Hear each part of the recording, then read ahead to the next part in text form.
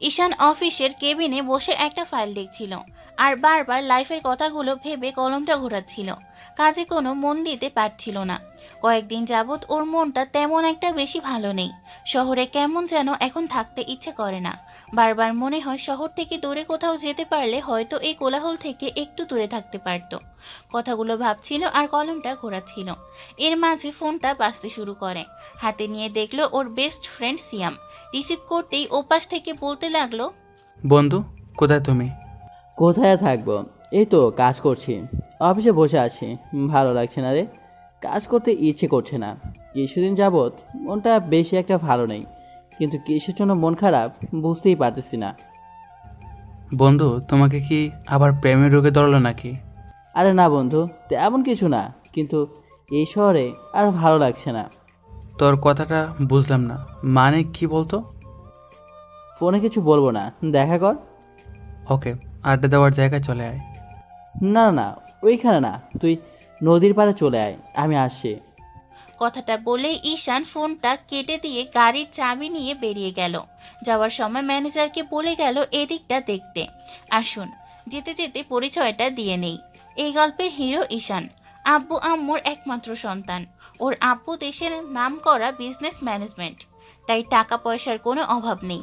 কিন্তু অন্য সব গল্পের মতো যদি ভেবে থাকেন ছেলে 8-10টা বড়লোক বাবার ছেলের মতো বখাটে টাইপের, এদিকে ওদিকে ঘুরে বেড়ায়, মেয়েদের পেছনে সময় দেয়, নাইট ক্লাব পার্টি এগুলো নিয়ে থাকে, তাহলে ভুল ভাবছেন। ঈশান 8-10টা ছেলের থেকে আলাদা। খুব স্বাভাবিকভাবে জীবনযাপন করতে ভালোবাসে। কিছুদিন হলো বিদেশ থেকে লেখাপড়া শেষ করে দেশে আসছে। আম্মু জোর করে ওকে ব্যবসায় বসিয়ে দিয়েছে। ঈশান বিদেশ থেকে আসার পর ওর এই শহরের কোলাহলটা ভালো লাগছিল না। তাই কেমন যেন মনের ভেতরে একটা অস্থিরতা কাজ করছিল। একটু পরে ঈশান নদীর পাড়ে চলে আসে। তারপর গাড়ি থেকে নেমে একটু সামনে যেতেই খেয়াল করে সিয়াম নদীর পাড়ে বসে আছে। ঈশান ওর পাশে বসতেই সিয়াম বলতে লাগলো, কি হয়েছে বলতো তোর? তোর নাকি শহরে ভালো লাগছে না? শহরে ভালো না লাগলে কোথায় লাগবে বল? আর কোনো মেয়েকে পছন্দ হয়, সে কি তোকে রিজেক্ট করে দিয়েছে? আমাকে তো কিছু বলিসনি। তুই কি পাগল নাকি তোর মাথা খারাপ? এরকম কিছুই না, কিন্তু এ শহরে আর ভালো লাগছে না রে। এত চিৎকার চেঁচামেচি আর কোলাহল মোটেও সহ্য হচ্ছে না। বিদেশে থাকতে মোটামুটি ভালোই ছিলাম, কিন্তু এই শহরে আব্বু আমার কাছে এসে মনে হচ্ছে তাদের কাছে আসছি ঠিকই, কিন্তু এখানে মনটা ভালো থাকার মতো ওয়ে নেই। কোথায় গেলে যে মনটা ভালো হবে কিছুই বুঝতেই পারতেছি না।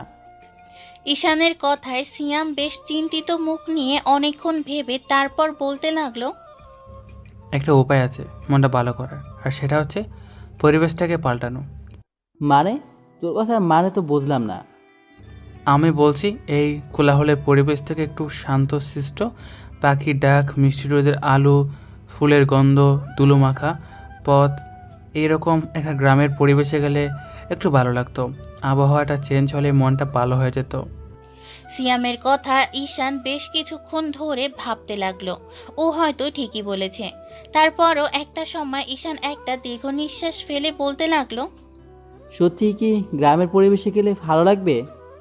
তবে আর বলছি কি, তাছাড়া আমিও কয়েকবার গ্রামে গেছি। আমাদের বাসা যে এখানে পার্মানেন্টলি ছিল সেটা না, আব্বু ব্যবসার কাজে এখানে চলে আসছিল, সেই থেকে এখানেই থাকা। তাছাড়া আমার দাদুর দিদা তো গ্রামের বাসাতেই থাকে, আর প্রত্যেক মাসে আমরা একবার করে যাই।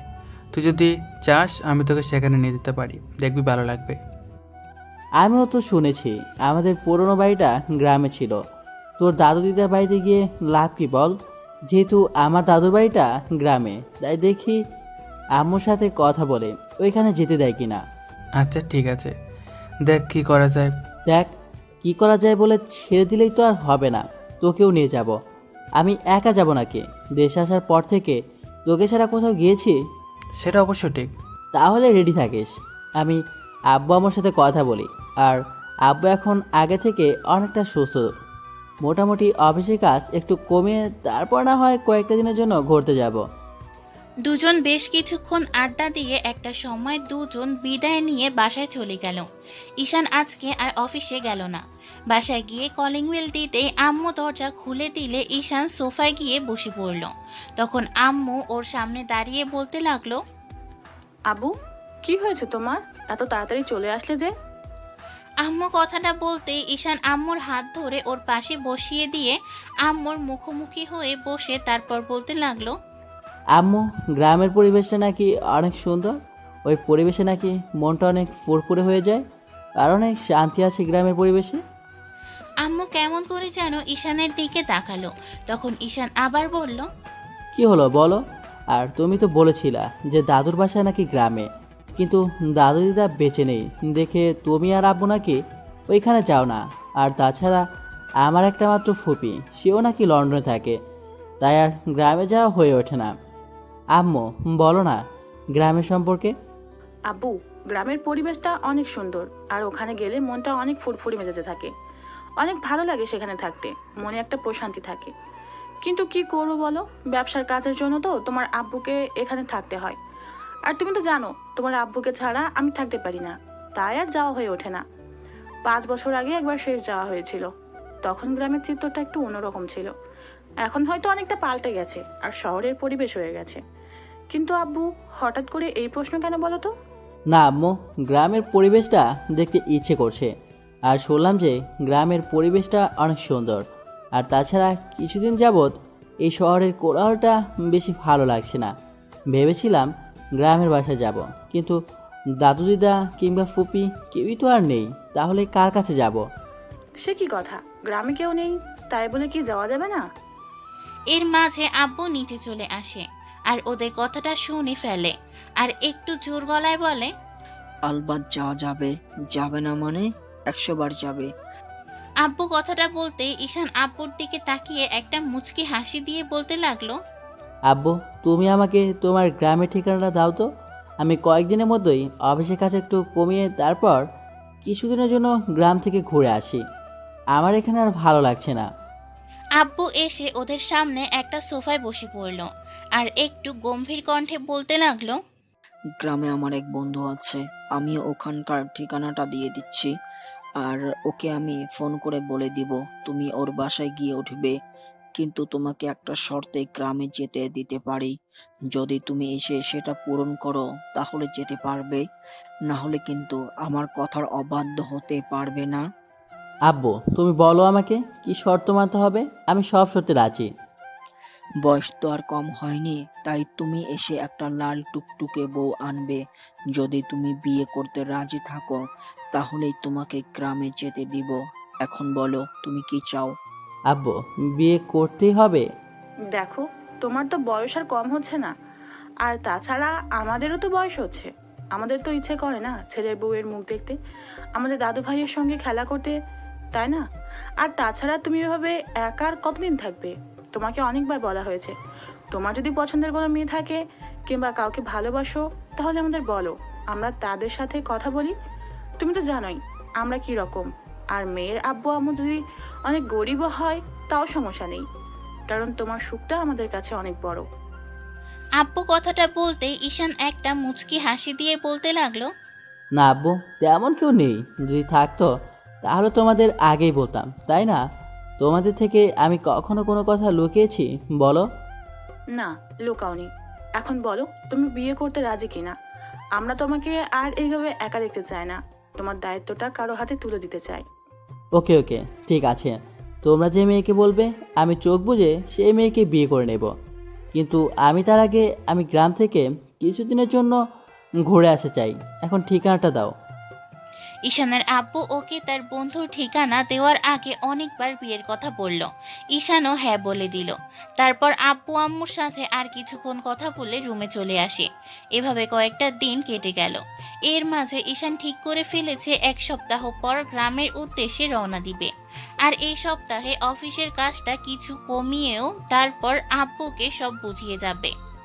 দেখতে দেখতে একটা সপ্তাহ কেটে গেলে ঈশান যাবার সময় চলে আসে। তো যাবার দিন সিয়াম ঈশানের জন্য ডাইনিং রুমে বসে আছে।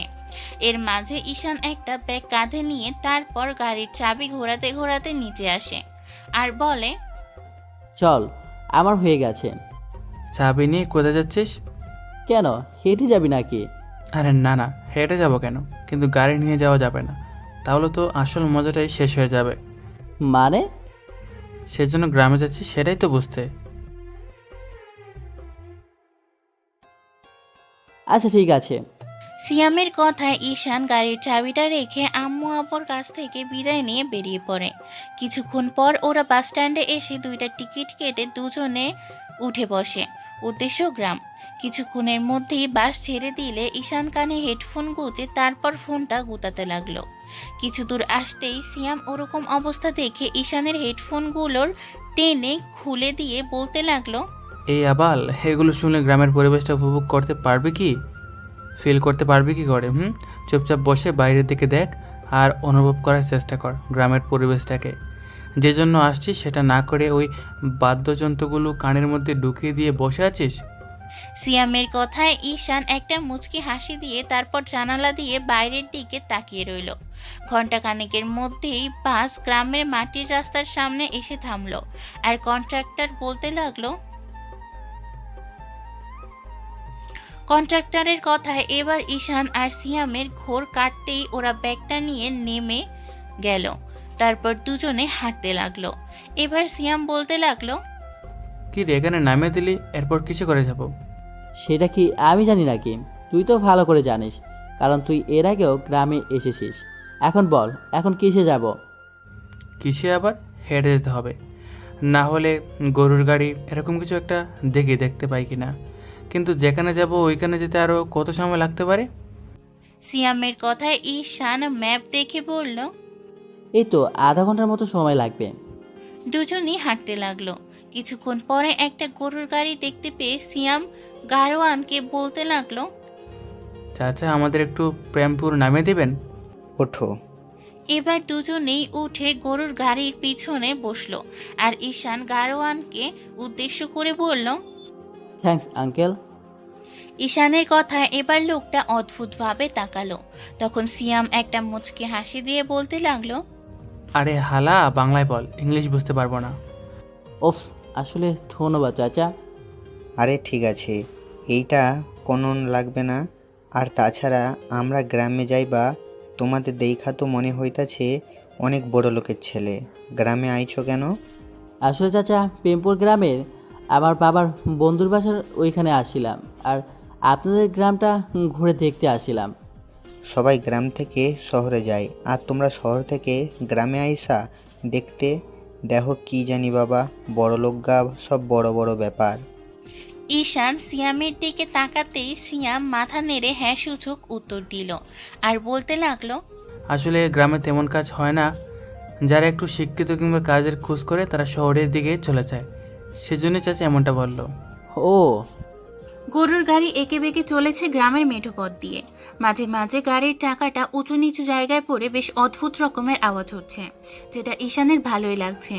মাঝে মধ্যে পাখির ডাক, বাতাসের শব্দ, ফসলগুলো সবুজে মাখামাখি। তার বুক চিরে চলে গেছে নদীর মতো এঁকে বেঁকে একটা রাস্তা, যে রাস্তা ধরে গারোয়ান গাড়ি চালিয়ে যাচ্ছে। ঈশান যেন একটা স্বপ্নের জগতে চলে গেছে, পুরো ফিল করতে শুরু করেছে। মাঝে মধ্যেই নদীর স্রোতের শব্দ পর্যন্ত ভেসে আসছে কানে। একটু পর গারোয়ান একটা জায়গায় গাড়ি থামিয়ে দিয়ে বলল, সাহেব, আমি তো আর ওইদিকে যাইব না। আপনারা নাকি প্রেমপুর যাইবেন? এইখান থেকে কয়েক ক্রোশ হাঁটলেই ওইখানে চইলা যাবেন। এখন আপনাদের নামতে হইব। এবার দুজন গাড়ি থেকে নেমে কাঁধে ব্যাগটা ঝুলিয়ে গারোয়ানের সামনে গিয়ে ঈশান বলল, থ্যাঙ্কস। ওফ, ধন্যবাদ চাচা আপনাকে। আচ্ছা ঠিক আছে, জায়গা সাহেব। এবার ঈশান সিয়াম গারোয়ানের দেখানো রাস্তা দিয়ে হাঁটতে লাগলো। ঈশান পকেটে 2 হাত গুজে গ্রামের পরিবেশটা উপভোগ করতে করতে হাঁটছিল। কিছু দূরে আসতে একটা চায়ের দোকান পড়ল। তখন ওদেরকে জিজ্ঞেস করে সিয়াম জেনে নিল প্রেমপুরের রাস্তাটা কোনটা। ওরা বলল ঠিক জায়গাতেই ওরা যাচ্ছে। ওরা কিছুটা দূরে আসতেই হঠাৎ করে খেয়াল করলো কিছুটা দূরে কয়েকটা লোক একজন লোককে খুব মারছে, আর কিছু লোক ওদের পাশে দাঁড়িয়ে দেখছে। ঘটনাটা দেখে ঈশান ব্যাগটা ফেলে দিয়ে দৌড়ে ওইখানে গেল। তারপর গিয়ে যে লোকগুলো মারছিল ওদেরকে ঈশান ধাক্কা দিয়ে সরিয়ে দিল। এবার হঠাৎ করেই লোকগুলো এই লোকটাকে লাঠি দিয়ে মারতে গেলে তখন একটা বাড়ি এসে ঈশানের হাতে লাগে। যে লোকটা ওর গায়ে আঘাত করেছে ঈশান ওই লোকটার বুক বরাবর একটা লাথি মেরে দেয়। সাথে সাথে লোকটা দূরে গিয়ে ছিটকে পড়ে। এমন একটা অবস্থা দেখে সিয়ামের মাথায় পুরো আগুন উঠে যায়। ও কাঁধ থেকে ব্যাগটা ফেলে দিয়ে তৎক্ষণাৎ সবাইকে এলোপাথারি মারতে শুরু করে দেয়। এর মাঝে একটা লোক ওদের সামনে এসে বলতে শুরু করে, এই তোমরা কারা? আমাদের কাজে বাধা দিচ্ছ কেন? তোমরা কারা? ওনাকে মারছো কেন? মারবে না তো কি আদর করবে? চেয়ারম্যানের ঋণ পরিশোধ করতে পারেনি, তাহলে মারবে না কি করবে? ঋণ নেওয়ার সময় মনে থাকে না, তাহলে পরিশোধ করার সময় এত জলে কেন? দিতে একটু দেরি হতেই পারে, তাই বলে মারতে হবে এরকম একটা বয়স্ক লোককে? উনি তোমার বাবার বয়সী লোক, আর তার গায়ে হাত তুলছ? দেখো ভাই, জ্ঞান দিও না। যেটা আমাদের কাজ আমরা সেটা করতে আছি। আর তুমি কে ওনার হয়ে কথা বলার? উনি টাকা দিবে, না হয় আমরা মার দেব। দেখো ভাই, কোনো ঝামেলা করো না। আচ্ছা ঠিক আছে, তুমি বলো ওনার কাছে কত টাকা পাও, আমি সব পরিশোধ করে দেব। এবার যে লোকটা মার খাচ্ছিল সে কিছু বলতে যাবে তার আগেই ঈশান বলতে লাগলো। কাকু তুমি কথা বলো না, আমি ওনার সাথে কথা বলছি। কথাটা বলতেই চেয়ারম্যানের লোকটা বলতে লাগলো, সব মিলিয়ে এই 10,000-এর মতো হবে। মাত্র 10,000 টাকার জন্য এইভাবে একটা বাবার বয়সী লোককে মারছ? দেখো ভাই, এত জ্ঞান দিও না তো। যেটা কাজ সেটা করতে আসছি। তোমরা টাকাগুলো দেওয়ার হলে দাও, না হলে ওকে ধরে চেয়ারম্যানের কাছে নিয়ে যেতে হবে। এবার ঈশান পকেট থেকে কিছু টাকা বের করে ওই চেয়ারম্যানের লোকটার মুখ বরাবর ছুঁড়ে মারলো আর বলতে লাগলো, এখানে পুরো 20,000 টাকা আছে, এটা নিয়ে এখান থেকে ভাগ। আচ্ছা আচ্ছা ওঠো। আর তুমি তো ওদের সাথে কথা বলতে পারতে, একটু সময় নিতে পারতে, তাহলে এভাবে মার খেলে কেন? বাবারে, আমি ওগো অনেক বুঝিয়েছিলাম। আসলেই এই বছর আমার হালের গরু 2খানা মইরা গেছে, তাই ওগো ঋণের টাকাগুলান দিবার পারি নাইকা। সেই জন্য ওরা আমার খুব মারছে। আমি কয়েকটা দিন সময় নিয়েছিলাম, কিন্তু দিবার পারি নাই।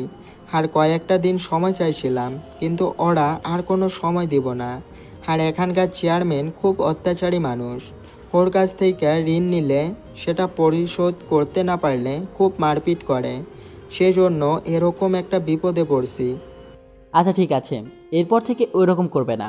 আচ্ছা চাচা, তুমি এই গ্রামেরই তো? হরে বাবা, আমি এই গ্রামেরই, কিন্তু তোমাকে তো চিনবার পারলাম না। তোমাকে তো কখনো দেখছি বইলাম বলে মনে হয় না। চাচা আসলে আমরা শহর থেকে আসছি, এখানে একটা লোকের বাসায়, কিন্তু বাসাটা খুঁজে পাচ্ছি না। আর এখানে এসে দেখলাম এরকম একটা অবস্থা।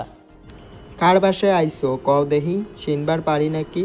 হ্যাঁ, ওই রহমান মাস্টারের বাড়ি, উনি আমার বাবার বন্ধু। ও, তুমি ওনাগো কাছে আইছো? জি চাচা, আপনি কি চেনেন ওনাকে? আরে মাস্টার সাহেবের চিনবো না? উনি খাঁটি মনের একখান মানুষ। আসলে ওনার মতো মানুষ খুব কমই পাওয়া যায়। এই গ্রামের প্রায় মানুষেরই উপকার করেন উনি। চাচা একটু ওনার বাসাটা আমাদের দেখিয়ে দেবেন? আরে বাবা, তুমি কি কও? পারুম না কেন? তুমি আমার এত বড় উপকার করলা, আর আমি তোমার সামান্য মাস্টার সাহেবের বাড়িখান দেখাই দিতে পারবো না? এবার ঈশান সিয়াম লোকটার সাথে হাঁটতে লাগলো আর লোকটাকে এই গ্রামের পরিস্থিতি পরিবেশ সবকিছু জিজ্ঞেস করতে লাগলো। 20 মিনিট হাঁটার পর ওরা একটা বাড়ির সামনে চলে আসলো। বাড়িটা দেখতে বেশ পুরনো, কিন্তু পরিবেশটা বেশ ভালোই। তারপর লোকটা বলতে লাগলো, যাও বাবা, ভেতরে যাও, এটাই মাস্টার সাহেবের বাসা। ঈশান সিয়াম লোকটাকে বিদায় দিয়ে বাড়ির দরজায় ঠকঠক করে আওয়াজ করতে একটা ভদ্র মহিলা এসে দরজা খুলে দিয়ে বলতে লাগলো, কে বাবা তোমরা, আর কাকে চাই? আন্টি, রহমান আঙ্কেল আছে? হ্যাঁ আছে, কিন্তু তোমরা কারা? তোমাদের তো চিনতে পারলাম না। আন্টি আগে ভেতরে যেতে দিন, অনেক দূর থেকে হেঁটে আসি, ক্লান্ত লাগতেছে, তারপর বলি। হ্যাঁ হ্যাঁ, ভেতরে এসো। ঈশান সিয়াম দুজনের ভেতরে গেল আর ভদ্র মহিলা দরজাটা বন্ধ করে দিয়ে এগিয়ে এসে দেখলো ওরা দাঁড়িয়ে আছে।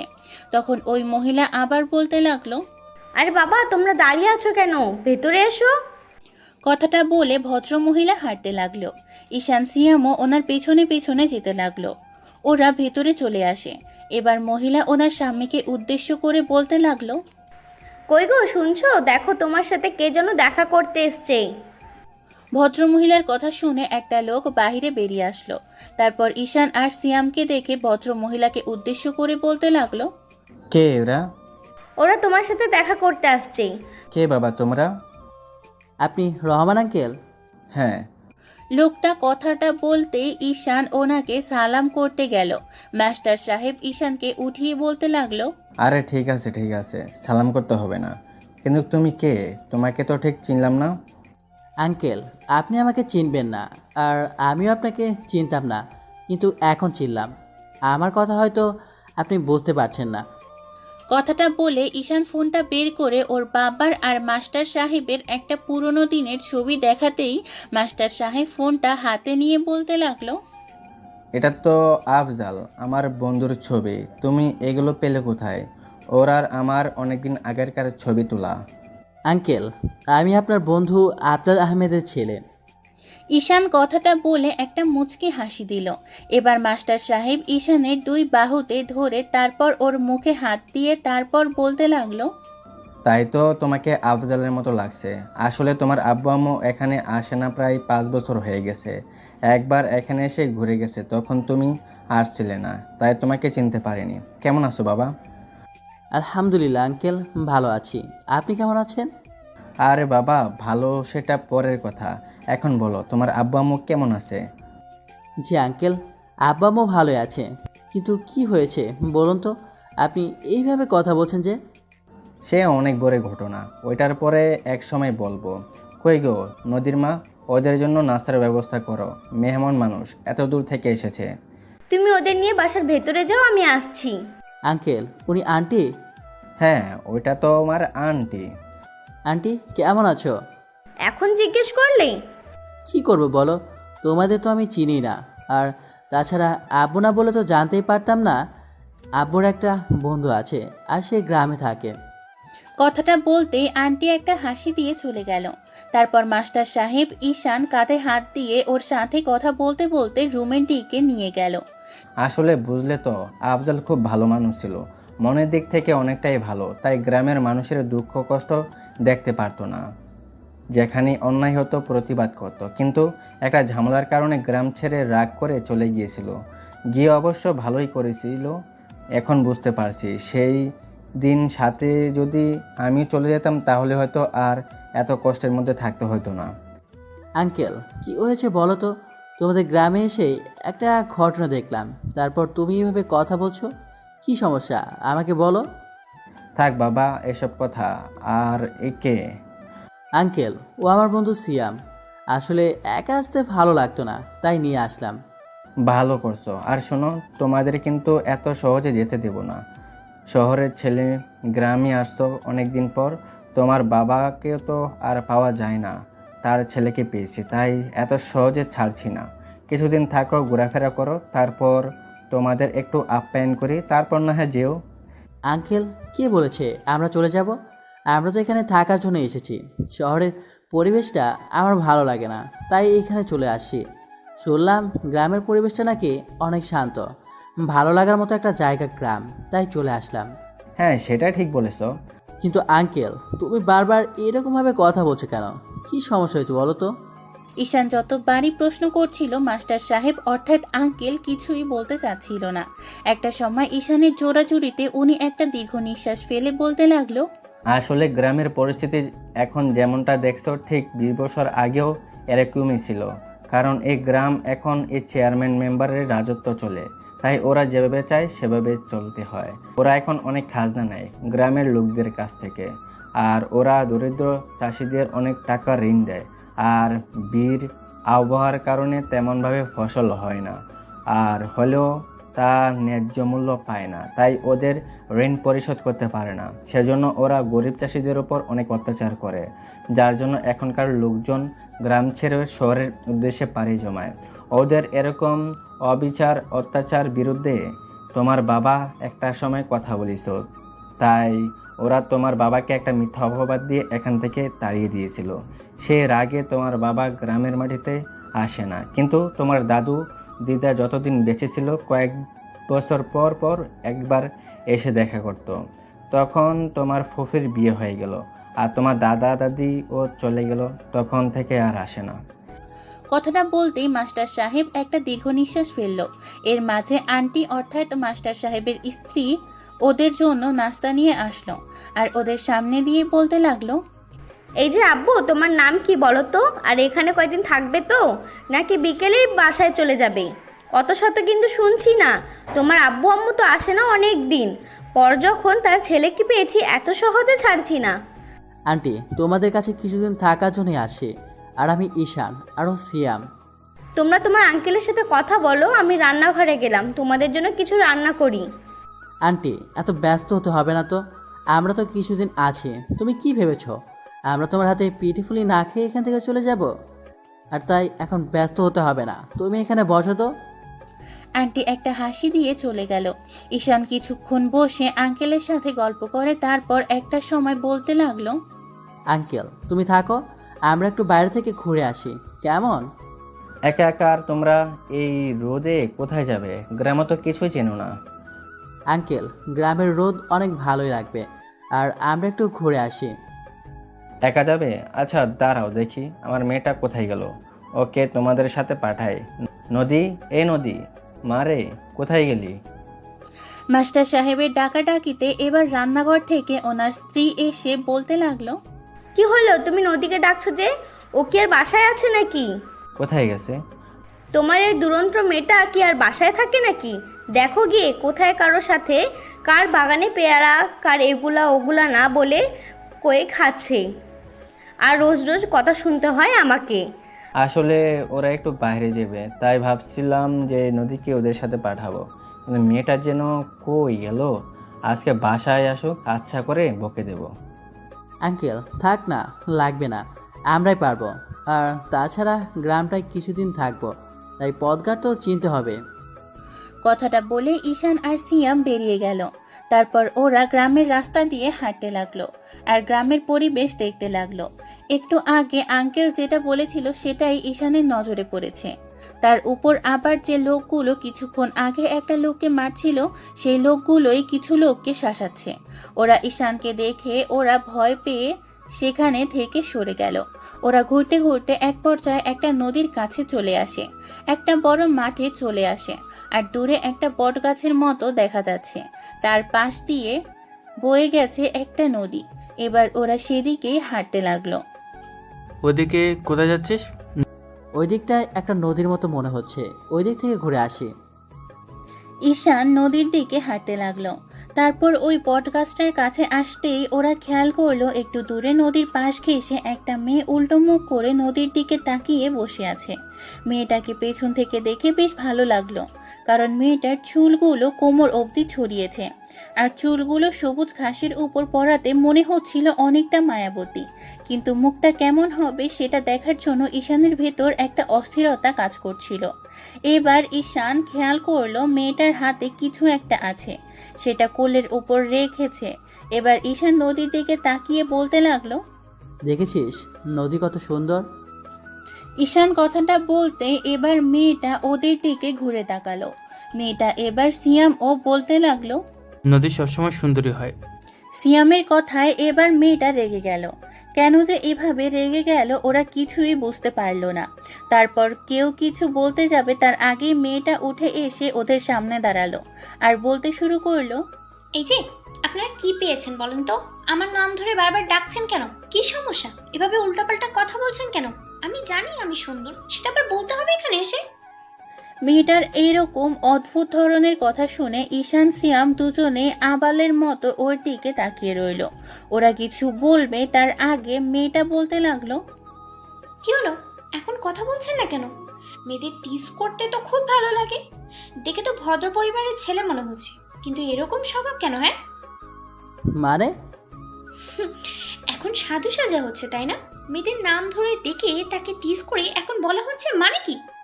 লোকজনকে ডাকবো, সব ঠিক হয়ে যাবে। এই যে ম্যাডাম, আপনি কি সব উল্টাপাল্টা কথা বলছেন তখন থেকে? আপনার নাম ধরে আবার কখন ডাকলাম? আপনাকে তো আমরা চিনি না, তাহলে আপনার নাম ধরে ডাকতে যাব কেন? এবার সিয়াম বুঝতে পারলো বিষয়টা কি ঘটেছে, তাই ও তখন ঈশানের একটা হাত ধরে বলতে লাগলো, আসলে আপু সরি, আমরা আপনাকে নয় এই নদীর কথা বলছি। আসলে আপনার নাম যে নদী সেটা তো আমরা জানতাম না, আর আমরা আজকে শহর থেকে গ্রামে আসছি, কিন্তু আপনার নামটা যে নদী সেটা আমাদের জানা ছিল না। আমরা নদীটাকে দেখে এরকম কথা বলেছি। সিয়ামের কথায় ঈশানের বুঝতে বাকি রইল না এই মেয়েটার একটু বোঝার ভুল আছে। মেয়েটা কিছু বলবে তার আগেই ঈশান বলতে লাগলো, ও তার মানে এই ব্যাপার, আমাদের একটু মিস্টেক হয়েছে, সরি, আপনি কিছু মনে করবেন না।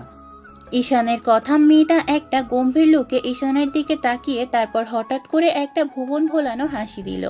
সাথে সাথে ঈশানের বুকের বাঁ পাশটায় কেমন যেন একটা অনুভূতির সৃষ্টি হলো। ঈশান খেয়াল করলো মেয়েটা যখন হাসে তখন ওর গালে টোল পড়ে, আর ঠোঁটের নিচের তিলটা ওর সৌন্দর্যটাকে আরো বাড়িয়ে তুলেছে। ঈশানকে মুগ্ধ নয়নে তাকিয়ে থাকতে দেখে মেয়েটা বেশ লজ্জা পেয়ে চলে যেতে গেলে এবার ঈশান বলতে লাগলো, এই যে মায়াবতী, আপনার নামটা তো বলে যান। ঈশানের কথাটায় মেয়েটা সেখানেই থমকে দাঁড়ালো, আর ওর দিকে তাকিয়ে আবার একটা মুচকি হাসি দিতেই ঈশান বলতে লাগলো, হো হো, এটা নিয়েই তো এতক্ষণ ঝামেলা হচ্ছিল। আচ্ছা, আপনার নামে আগে পেছনে কিছু আছে? ঈশানের কথায় মেয়েটা মাথা নেড়ে হ্যাঁ সূচক উত্তর দিতে ঈশান গিয়ে ওর সামনে দাঁড়ালো, আর মেয়েটা ঈশানের এরকম অদ্ভুত রকমের ব্যবহারে একটু চমকে গেল। কি হলো বলেন? আর হ্যাঁ, আপনার নামটা কিন্তু অনেক সুন্দর, ঠিক আপনারই মতোই। একসাথে এত প্লাটিং করিস না, তাহলে মেয়েটা পুরো আইসক্রিমের মতো গলে গলে পড়বে। সিয়ামের কথায় ঈশান নিজেকে স্বাভাবিক করে নিল, আর বুঝতে পারলো ওর এরকম কথাতেই মেয়েটা ফ্লার্টিং মনে করেছে। ওফ সরি, আপনি লজ্জা পাবেন না, লজ্জা পেলে কিন্তু আপনাকে আরও অনেক সুন্দর লাগে। আপনার নামটা পুরোপুরিটা তো বলেন। নেহা আক্তার নদী। কথাটা বলে আবারও নদী চলে যেতে গেলে ঈশান ভাবলো যে নদীকে দেখে ওর ভেতরে কেমন যেন অদ্ভুত রকমের একটা অনুভূতি সৃষ্টি হয়েছে। নদীর সাথে হয়তো ওর যুগ যুগান্তরের সম্পর্ক আছে, না হলে এমনটা হওয়ার নয়। কথাগুলো ভেবে ঈশান ভাবলো নদীর সাথে আর একটু সময় কাটালে মন্দ হয় না, তাই ও বলতে লাগলো, আচ্ছা, আপনি আমাদের একটু হেল্প করবেন? জি বলুন। আসলে আজকে আমরা প্রথম গ্রামে আসলাম, তাই আপনি যদি আপনার গ্রামটা একটু আমাদের ঘুরিয়ে দেখাতেন। ঈশান কথাটা বলতেই নদী কেমন করে যেন ওর দিকে তাকালো। সিয়াম সেটা বুঝতে পেরে আবার ওর কাছে এসে বলতে লাগলো, ওকে সরি আপু, ও বুঝতে পারেনি। আসলে শহরে ছেলে তো, তাই একটু সবার সাথে ফ্রিলি তাই এরকম একটা কথা বলে ফেলেছে, আপনি যান। সিয়াম কথাটা বলেই ঈশানের হাত ধরে টানতে লাগলো। তখন নদীর মনে হলো যে সামান্য একটা বিষয়, ওরা একটু গ্রামটা ঘুরে দেখতে চেয়েছে। কথাগুলো ভেবে ও একটু মুচকি হাসি দিয়ে বলল, এই যে শুনুন, আপনারা আমাদের গ্রামটা ঘুরে দেখবেন, এতে আবার অসুবিধার কি আছে? আসুন, আমি আপনাদেরকে ঘুরিয়ে দেখাচ্ছি। আপনি শিওর তো? সমস্যা হবে না তো? কেউ কোনো খারাপ ভাবে না তো? আমি জানি গ্রামের মানুষ একটু অন্যরকম, দেখা গেল আমরা আপনার সাথে ঘুরছি দেখে কেউ একটু বাজে ধরনের চিন্তা ভাবনা করলো। আরে যে ভাবার ভাবুক তো, আর ভাবলেই সমস্যা কি? আপনি না হয় আমাকে বিয়ে করে নেবেন। নদী কথাটা বলেই একটা মুচকি হাসি দিল, আর ঈশান চোখ বড় বড় করে মেয়েটার দিকে তাকিয়ে রইল। ওকে এভাবে তাকিয়ে থাকতে দেখে নদী বলল, কি হলো, সমস্যা? থাক, তাহলে যেতে হবে না, আমি বাসায় চলে যাই। আরে না না না, সমস্যা হবে কেন, চলুন। ঈশান কথাটা বলতে মেয়েটা হাঁটতে লাগলো। সিয়াম আর ঈশান ওর পেছনে পেছনে যেতে লাগলো। মেয়েটা এদিকে ওদিকে যাচ্ছিল আর জায়গাগুলোর নাম বলছিল। বেশ ট্রেডিশনাল জায়গা, খুব ভালোই লাগছিল সিয়ামের। আর ঈশান নদীর দিকে তাকিয়ে আছে, ওর অন্যদিকে কোনো খেয়াল নেই। নদীর মুখে কেমন অদ্ভুত রকমের মায়া আছে। ঈশানের মনে হচ্ছে ও এই প্রথম এত সুন্দর একটা মেয়েকে দেখলো। গ্রামে যে এত সুন্দর কিছু ওর জন্য অপেক্ষা করছিল সেটা ঈশান জানতো না, না হলে অনেক আগে গ্রামে চলে আসতো। প্রথম দেখাতেই ঈশানের ভেতরে একটা অদ্ভুত অনুভূতি সৃষ্টি হয়েছে। অনেকটা দূরে চলে আসলো ওরা, রাস্তা দিয়ে হাঁটছে আর ঈশান এর মাঝেই খেয়াল করলো কিছুক্ষণ পর পর কিছু ছেলে মেয়ে দূরে থেকে হেঁটে আসছে। ওরা গ্রাম থেকে অনেকটা দূরে চলে এসেছে। পরপর 4-5 দল ছেলে মেয়ের দল যেতে দেখে ঈশান নদীর কাছে বিষয়টা জানতে ইচ্ছে করলো, ওরা কোথায় গিয়েছে। তাই ঈশান জিজ্ঞেস করেই বসলো, নদী, একটা কথা বলুন তো, এই ছেলে মেয়েগুলো কোথায় গিয়েছিল?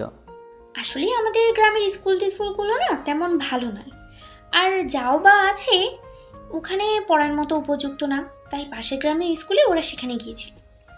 মানে আপনাদের গ্রামে তো দেখি কিছুই ঠিক নেই, পানি তোলার জন্য কুয়া নেই, স্কুল নেই, কলেজ নেই, রাস্তাঘাট নেই, তাহলে এখানকার মেয়রগুলো দেখে না? বন্ধু, এটা গ্রাম, এখানে মেয়র কিংবা কাউন্সিলর কিছু হবে না, এখানে চেয়ারম্যান ও মেম্বার হবে। হ্যাঁ, ওই হলো চেয়ারম্যান মেম্বার কি এগুলো দেখে না? ওরা এগুলো ঠিক করতে পারে না? চেয়ারম্যান মেম্বার কি দেখবে? ওদের নিজেদেরই পেট ভরে না। ওরা তো নিজেদের ব্যাংক ব্যালেন্স ভর্তিতেই ব্যস্ত, তাহলে গ্রামের উন্নতি করবে কি করে? কি হলো, ওভাবে তাকিয়ে আছেন যে? আসলে ভাবছি আপনাদের গ্রামে আসার পর থেকেই এরকম সমস্যা দেখেই যাচ্ছি। এর কি কোনো সমাধান হয় না, নাকি কেউ এর প্রতিবাদ করতে পারে না? আর চেয়ারম্যান মেম্বার আপনাদের প্রাপ্য জিনিসগুলো হাতিয়ে নেয়, সেগুলো আপনারা প্রতিবাদ করতে পারেন না? প্রতিবাদ? হ্যাঁ, প্রতিবাদ করা যায়, কিন্তু পরবর্তীতে সে আর উঠে দাঁড়ানোর অবস্থায় থাকে না। না হয় তাকে গ্রাম ছাড়া করে, আর না হয় তাদের কঠিন শাস্তি পেতে হয়। তাহলে কে ওদের বিপক্ষে এইভাবে প্রতিবাদ করতে যাবে বলুন তো? আপনারা না হয় নাই করলেন, আপনারা কি আইনের ব্যবস্থা নিতে পারেন না? আইনের সাহায্য তো নিতে পারেন। দেখেন, আপনি যেটা বলছেন সবাই সবটাই করেছে, আর আইনের লোকজন তো ওদের হাতের গোলাম। ওরা ওদেরকে আগেই কিনে রেখেছে, তাই কিছুতেই কিছু হবে না। আচ্ছা, এসব বাদ দিন, এগুলো কখনো ঠিক হবে না। এগুলো নিয়ে কথা না বলাই ভালো। আপনারা অতিথি, ঘুরতে এসেছেন, দেখেন আমাদের গ্রামের পরিবেশটা। আরে না না, ঠিক হবে না কেন? অবশ্যই ঠিক হবে। আপনি মন খারাপ করবেন না, দেখবেন একটা সময় সব ঠিক হয়ে যাবে। হ্যাঁ, ঠিক হবে। এদের পরে এদের ছেলেমেয়েগুলো আসবে, তারপর তাদের ছেলেমেয়েগুলো আসবে। গ্রামটা যেমন আছে তার থেকে আরও খারাপ অবস্থায় যাবে, আর ওরা অত্যাচারিত মানুষের উপরে অত্যাচার নিপীড়ন করেই যাবে। বাদ দিন না এসব, এসব কখনো ঠিক হবে না। শুধু শুধু এসব কথা বলতে চাই না। চলুন অন্যদিকে যাই। ওরা অনেকক্ষণ ঘোরাঘুরির পর বিকেল হয়ে আসলে নদী বলতে লাগলো, আচ্ছা শুনুন, আমাকে এখন যেতে হবে, সন্ধ্যা হয়ে আসছে। আর আপনারা বাসায় চলে যান। এভাবে এখন আমাদের কেউ দেখলে একটু খারাপ ভাবতে পারে। তাহলে এতক্ষণ যে আমরা আপনার সাথে ঘুরলাম, তাতে খারাপ ভাবেনি? আসলে এতক্ষণ তো বিকেল ছিল, আর এখন তো সন্ধ্যা হয়ে আসছে। এই টাইমে কোনো মেয়ের সাথে কোনো ছেলে ঘোরাঘুরি করলে তাতে একটু খারাপ ভাবতে পারে। আপনারা তো গ্রামের পরিবেশ সম্বন্ধে জানেন। আপনার বাসায় চলে যান, আর থাকবেন না। আর এই জায়গাটাও বেশি ভালো না। ওই চেয়ারম্যানের বখাটে ছেলেটা এখানে এসে লোকজনদেরকে হয়রানি করে। আপনারা এখান থেকে চলে যান। আর আপনি? আমিও বাসায় চলে যাব। ওকে ভাই, ভালো থাকবেন। আর গ্রামটা ঘুরে দেখানোর জন্য ধন্যবাদ। নদী জবাবে একটা মিষ্টি হাসি উপহার দিয়ে চলে গেল, আর ঈশান ক্যাবলাকান্তের মতো নদী যাওয়ার দিকে তাকিয়ে রইল। এবার সিয়াম এসে ঈশানের সামনে বারবার হাত নাড়াতে লাগলো, কিন্তু ঈশানের কোনো রেসপন্স নেই। এবার সিয়াম ঈশানের কানের কাছে মুখ নিয়ে গিয়ে একটু জোরে সরে বলল, বন্ধু, তুমি কি প্রেমে পড়ে গেছো? যদি পড়ে তাহলে আগেই বলো। কই না তো, তেমন কিছু না। থাক বন্ধু, আর বলতে হবে না, যা বোঝার বুঝে গেছি। এখন চলো তোমার আঙ্কেলের বাসায় যাই। ঈশান আর সিয়াম আবারও মাস্টার সাহেব অর্থাৎ আঙ্কেলের বাসার দিকে যেতে লাগলো। ঈশান শুধু নদীর কথা ভাবছিল। কিরকম একটা মায়াবী মায়াবী ভাব আছে নদীর চেহারায়, তার ওপরে কোমর ছাড়িয়ে চুলগুলো দেখতে এত সুন্দর লাগছিল, মনে হচ্ছিল পেছন থেকে জড়িয়ে ধরে চুলে নাক ডুবিয়ে দিতে। নদীর কথা ভাবতে ভাবতে ঈশান আর সিয়াম বাসায় চলে আসে। ততক্ষণে সন্ধ্যা হয়ে গেছে। এবার ঈশান সিয়াম রাঙার মধ্যে ঢুকতেই আন্টি ওদের বলতে লাগলো, আরে তোমরা কোথায় গিয়েছিলে আব্বু? আন্টি, তোমাদের গ্রামটা একটু ঘুরে দেখলাম। ও, এখন যাও হাত মুখ ধুয়ে আসো। তোমরা আসার পর তো তেমন কিছুই খেলে না, এখন খাবারটা খেয়ে নাও। আন্টি, এত তাড়াতাড়ি? হ্যাঁ রে বাবা, গ্রামের মানুষ এত তাড়াতাড়ি খেয়ে শুয়ে পড়ে। আর গ্রামের পরিস্থিতি তেমন ভালো না, সন্ধ্যার পর কেউ বাইরে বের হয় না, তাই তাড়াতাড়ি খেয়ে শুয়ে পড়ে। কিন্তু আন্টি, আমার তো এত তাড়াতাড়ি ঘুম আসবে না। সে ব্যবস্থা আছে, যাও তোমরা হাত মুখ ধুয়ে আসো। ওরা ফ্রেশ হয়ে বসার ঘরে এসে দেখে মাস্টার সাহেব আর একটা মেয়ের সাথে বসে আছে। হঠাৎ করে ঈশানের ওই মেয়েটার উপর চোখ যেতেই খেয়াল করলো এইটা আর কেউ নয়, একটু আগের সেই মেয়েটা অর্থাৎ নদী। নদীও একইভাবে ঈশানকে দেখে বেশ অবাক হলো। আরে আপনি? আমারও তো সেই একই প্রশ্ন, আপনি এখানে? ঈশান, নদী, তোমরা দুজন দুজনকে চেনো? আসলে আব্বু, ওনাদেরকে আমি একটু আগে গ্রামটা ঘুরিয়ে দেখিয়েছি। ঈশান, ও হচ্ছে আমার মেয়ে নদী। ওর কথাই তোমাকে তখন বলেছিলাম, কিন্তু তখনও একটু বাইরে গিয়েছিল, তাই তোমাদের সাথে যেতে পারেনি। কিন্তু দেখো, পথে তোমাদের সাথে ওর দেখা হয়ে গেল। আঙ্কেল, বাচ্চার বাড়ি দেখা হয়েছে, ওটাই ভালো হয়েছে। অনেক সুন্দর করে একটা ক্রাশ খেয়েছি। কিছু বললে বাবা? না আঙ্কেল। নদী, ও হচ্ছে তোমার আফজাল আঙ্কেলের ছেলে। আমি তোমাকে যে বন্ধুর কথা বলেছিলাম, প্রায় বলতাম, ও হচ্ছে ঈশান। আচ্ছা, বুঝলাম। তোমরা বসে না থেকে খাবার ঘরে আসো, আমি তোমাদের জন্য খাবার বেড়েছি। তুমি যাও, আমরা আসছি। ঈশান, সিয়াম বাবা, চলো আমরা খেয়ে নেই। খাবারটা গরম গরম খেয়ে নিলে ভালো হবে। জি আঙ্কেল। ওরা গিয়ে খাবারটা খেয়ে নিল। খাবার খাওয়ার সময় ঈশানকে নিচে বসে খেতে হয়েছে, আর জিন্স পরে ঈশানের রঙ্গতে বেশ কষ্ট হচ্ছিল। সেটা নদী বেশ ভালোভাবেই টের পেয়েছে। নদী ঈশানের মুখোমুখি বসেছিল।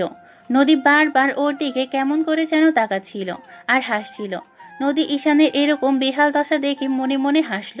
নদী একটু দুষ্টু টাইপের হলেও ওর মন থেকে অনেকটা ভালো, আর ঈশান প্রথম দেখাতেই ওকে নিজের মনে জায়গা দিয়ে ফেলেছে। তার উপর যখন জানতে পেরেছে যে এই আঙ্কেলের মেয়ে, তখনই ঈশানের মনে লাড্ডু ফুটছে। খাওয়া দাওয়া শেষ করে ওরা আবার কিছুক্ষণ বসে আড্ডা দিয়ে তারপর একটা সময় মাস্টার সাহেবের স্ত্রী বলতে লাগলো, ঈশান বাবা, তুমি আর সিয়াম আমার সাথে আসো, আমি তোমাদের একটা রুম দেখিয়ে দিই। অনেক রাত হয়ে গেছে, এখন শুয়ে পড়ো। জি আন্টি, চলেন।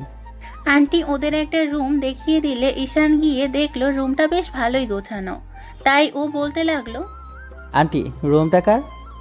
এমনিতেই রুমে তেমন কেউ থাকে না, কিন্তু নদী মাঝে মধ্যে থাকে। এটা ওর পড়ার ঘর হিসেবে এটা ব্যবহার করে। তোমরা থাকো, যদি কোনো সমস্যা হয় তাহলে আমাকে রাতে ডেকো কিন্তু। জি আন্টি। নদীর আম্মু বিছানা তৈরি করে দিয়ে চলে গেল। ঈশান সিয়াম দুজনেই বিছানায় শুয়ে পড়ল, আর সিয়াম বলতে লাগলো, বন্ধু, আমার কিন্তু গ্রামটা বেশ ভালোই লেগেছে। আমারও। ঈশান একটা ঘোরের মধ্যে ছিল, তাই সিয়াম কি বলছে সব ওর মাথার উপর দিয়ে যাচ্ছে। আর যখন থেকে নদীর সাথে ওর দেখা হয়েছে, ঈশান শুধু নদীকে নিয়েই ভাবছে, আবার মাঝে মধ্যে গ্রামের সমস্যাগুলো নিয়ে ভাবছে।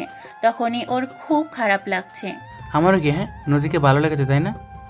হ্যাঁ। ঈশান মুখ ফসকে কথাটা বলে ফেলেছে। এবার সিয়াম উঠে বসে ওর দিকে ভ্রু কুচকে তাকিয়ে রইল, আর মুচকি মুচকি হাসতে লাগলো। তখন ঈশানের ঘোর কাটে, আর ও বলতে লাগলো, কি রে, এভাবে হাসিস কেন? কি হলো তোর? মামা, তুমি ফেসে গেছো। তাহলে শেষ পর্যন্ত আমাদের ববিকে পাওয়া গেল, বলো? ভাবি মানে? তুই কার কথা বলছিস? বন্ধু দেখো, আর কথা ঘোরানোর চেষ্টা করো না। আমি নদী বাবির কথা বলছি। বাবি দেখতে কিন্তু অনেক সুন্দর, তার উপরে তোমার সাথে কিন্তু একদম পারফেক্ট মানাবে। তারপর স্বামী স্ত্রী দুজনের যে কম্বিনেশনটা হবে, ওদের মধ্যে থেকে নিশ্চিত একটা কিউটের ডিব্বা বের হবে। ওরে শালা, আমি এখনো সবেমাত্র পছন্দ করলাম, আর তুমি বাচ্চা কাচ্চা পর্যন্ত চলে গেছো। রিলেশন হয় কি না তারই ঠিক নেই। মেয়েটাকে সবেমাত্র ভালো লাগলো, আর তুমি এতদূর পর্যন্ত? সেই জন্য তো তোর রিলেশনগুলো ঠিক না। এটা কিন্তু তুই একদম ঠিক বলেছিস। যাই হোক, তোর সাথে কিন্তু বাবিকে অনেক সুন্দর মানাবে। আর কেন রিলেশন হবে না? তুই না ওর বাবার বন্ধুর ছেলে। তোর বাবা যদি তার বন্ধুর কাছে তার মেয়ের হাতটা চায়, তাহলে কি উনি বারণ করবে? নাকি তোকে দিয়ে পারবে বল? নাকি তোকে না দিয়ে পারবে বল? আমি তো নদীকে নিয়ে ভাবছি, আর এই বিষয়ে কিছু ভাবা হয়নি। কিন্তু আবার অন্য একটা বিষয় নিয়ে ভাবছি। খুব খারাপ লাগছে গ্রামের এরকম পরিস্থিতি দেখে, বুঝলি তো? কিন্তু কেন বলতো? আর কিসের জন্য খারাপ লাগছে বলতো? কি আর হবে, দেখেছিস তো গ্রামের পরিবেশটা। ভেবেছিলাম গ্রামের সবুজ শ্যামল ফসলের মতো গ্রামের পরিবেশটা, আর সমস্ত খুব ভালো হবে। কিন্তু না, এখানকার বিত্তশালী লোকগুলো, কমান্ডোগুলো ক্ষমতার অপব্যবহার করে গ্রামের মানুষকে দাঁড়িয়ে রাখছে। দিনের পর দিন ওদের ওপর নির্যাতন নিপীড়ন করে যাচ্ছে। খুব খারাপ লাগছে ওদের এরকম অবস্থা দেখে। হ্যাঁ, সেটা ঠিক আছে, কিন্তু খারাপ লাগলে তো হবে না। খারাপ লাগাটা তখনই দূর হবে যদি ওদের জন্য কিছু করতে পারিস। আবারও বিষয়টা খুব খারাপ লেগেছে। তুই কথাটা ঠিকই বলেছিস তো, এটা আগে ভেবে দেখিনি। কিন্তু কি করা যায় বলতো? দেখ, আগে কিছু না করে আগে চেয়ারম্যান মেম্বারদের সাথে কথা বলতে হবে। ওরা কেন এরকম করে, ওদের কার্যকলাপের গতিবিধিটা আগে বুঝতে হবে, আর কোথায় কি লাগিয়ে সেটা দেখে তারপর না হয় আমরা ওদেরকে সাহায্যের হাতটা বাড়িয়ে দেব। ঠিকই বলেছিস, কিন্তু তার আগে চেয়ারম্যান মেম্বারের সাথে কথা বলতে হবে। কিন্তু এই পোশাকে যাওয়া যাবে না, বুঝলি? এই পোশাকে গেলে ওরা আগে বিষয়টা বুঝে ফেলবে আর তখন এই বিষয়টা অন্যরকম করে ফেলতে পারে। তাই আগে গিয়ে জানতে হবে ওরা কেন এরকম করে। ওদের বিরুদ্ধে প্রতিবাদ করতে হবে। যখন ওরা আমাদের রুখে দিতে আসবে তখন দরকার পড়লে আমরা আইন ব্যবস্থা নিয়ে ওদের বিরুদ্ধে অ্যাকশন নেব। এত বুদ্ধি নিয়ে তুই ঘুমাস কিভাবে বল তো? কী করে আবার, ভালোছে নিজে মাথা দিয়ে। সিয়ামের কথায় এবার দুজনে হাসতে লাগলো। তারপর ওরা কথা বলতে বলতে ঘুমিয়ে গেল। এইভাবে 2-3টা দিন কেটে গেল। এর মাঝে ঈশানের গ্রামের সবকিছু জানা হয়ে গেছে। কোথায় কি দরকার, কোথায় কেমন পরিস্থিতি সবকিছু জানার পর বুঝতে পেরেছে চেয়ারম্যান যেমন বাজে একটা লোক, চেয়ারম্যানের ছেলে তেমন বাজে। মেয়েদের সাথে বাজে ব্যবহার করে আর মেয়েদের টিচ করে।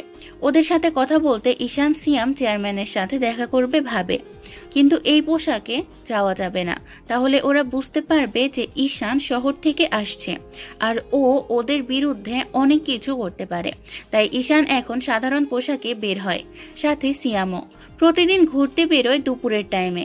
আজকে ওরা একটু অন্যদিকে আসছে। কিছু দূর আসতেই খেয়াল করে একটা ছেলে একটা মেয়েকে খুব উত্তপ্ত করছে। বিষয়টা দেখেই ওরা এগিয়ে গেল। তারপর শুনতে পায়, এই যে সুন্দরী, তোমাকে বলেছিলাম না আমার সাথে রিলেশন করতে? তোমাকে সব কিছু দিয়ে ভরিয়ে দেব, অনেক আদর করব। তুমি কেন করলে না বলো তো? সেই তোমাকে কিস করতে আসতে হলো। ভালো কথা বললে তো তুমি শুনলা না। রাফিন, আমার সাথে এরকম করো না। আমি তো তোমার বোনের মতো। আর আমার সাথে তুমি এরকম কেন করো? আমি তোমার কি ক্ষতি করেছি? প্লিজ আমাকে ছেড়ে দাও। আমি আর কখনোই এখানে থাকবো না। আমাকে ছেড়ে দাও। সেটা বললে তো হবে না। তোমার সাথে রোম্যান্স না করে তোমাকে ছাড়ি কি করে বলো তো? তোমার সাথে তো আজকে রোম্যান্স করবই। ছেলেটার কথায় মেয়েটা প্রায় কান্না করে দিয়েছে। ঈশান অনেক দূর থেকে দেখছিল ছেলেটা বারবার মেয়েটার গায়ে হাত দেবার চেষ্টা করছে। ছেলেটার এমন বাজে বাজে কথা ঈশান নিজেই সহ্য করতে পারছিল না। এবার ছেলেটা মেয়েটার ওড়নাটা নিয়ে নেয়। সাথে সাথে ঈশানের রাগটা চরম আকার ধারণ করে। ও তৎক্ষণাৎ ছেলেটার কাছে গিয়ে ওর মুখে একটা সজোরে ঘুষি মেরে দেয়। ঘুষিটা খাওয়ার সাথে সাথে ছেলেটা কিছুটা দূরে সরে যায় আর ঈশান বলতে শুরু করে, মেয়েদেরকে সম্মান দিতে শিখিসনি? তোর ঘরে কি মা বোন নেই? কথাটা বলতেই এবার ছেলেটা ওর দিকে বেশ রাগীভাবে এগিয়ে আসলো আর বলতে লাগলো, এ শালা, কে রে তুই? তুই আমার গায়ে হাত দিস? জানিস আমি কে? তুই আর কি হবি? কোনো অবৈধভাবে বকে যাওয়া ছেলে। তুই আমার গায়ে হাত দিয়ে বড় ভুল করলি।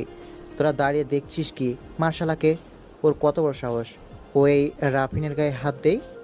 ছেলেটা কথাটা বলতেই ওর সাথের ছেলেগুলো ঈশানের দিকে এগিয়ে আসলো। তখন সিয়ামও আর দাঁড়িয়ে রইল না, হাত সাফাই করতে লাগলো। ঈশান সিয়াম দুজনেই উড়াধুরা মারপিট করতে লাগলো। আর ছেলেগুলো দেখে মনে হচ্ছিল নেশাখোরের মতো। ওরা 5 জনের মতো। তাই ঈশান আর সিয়াম 10 মিনিটের মধ্যে সবগুলোকে মেরে মাঠের মধ্যে শুইয়ে দিল। এবার ঈশান খেয়াল করলো মেয়েটা একটু দূরে দাঁড়িয়ে মাথা নিচু করে আছে আর দেখলো ওর থেকে কিছুটা দূরে ওড়নাটা পড়ে আছে।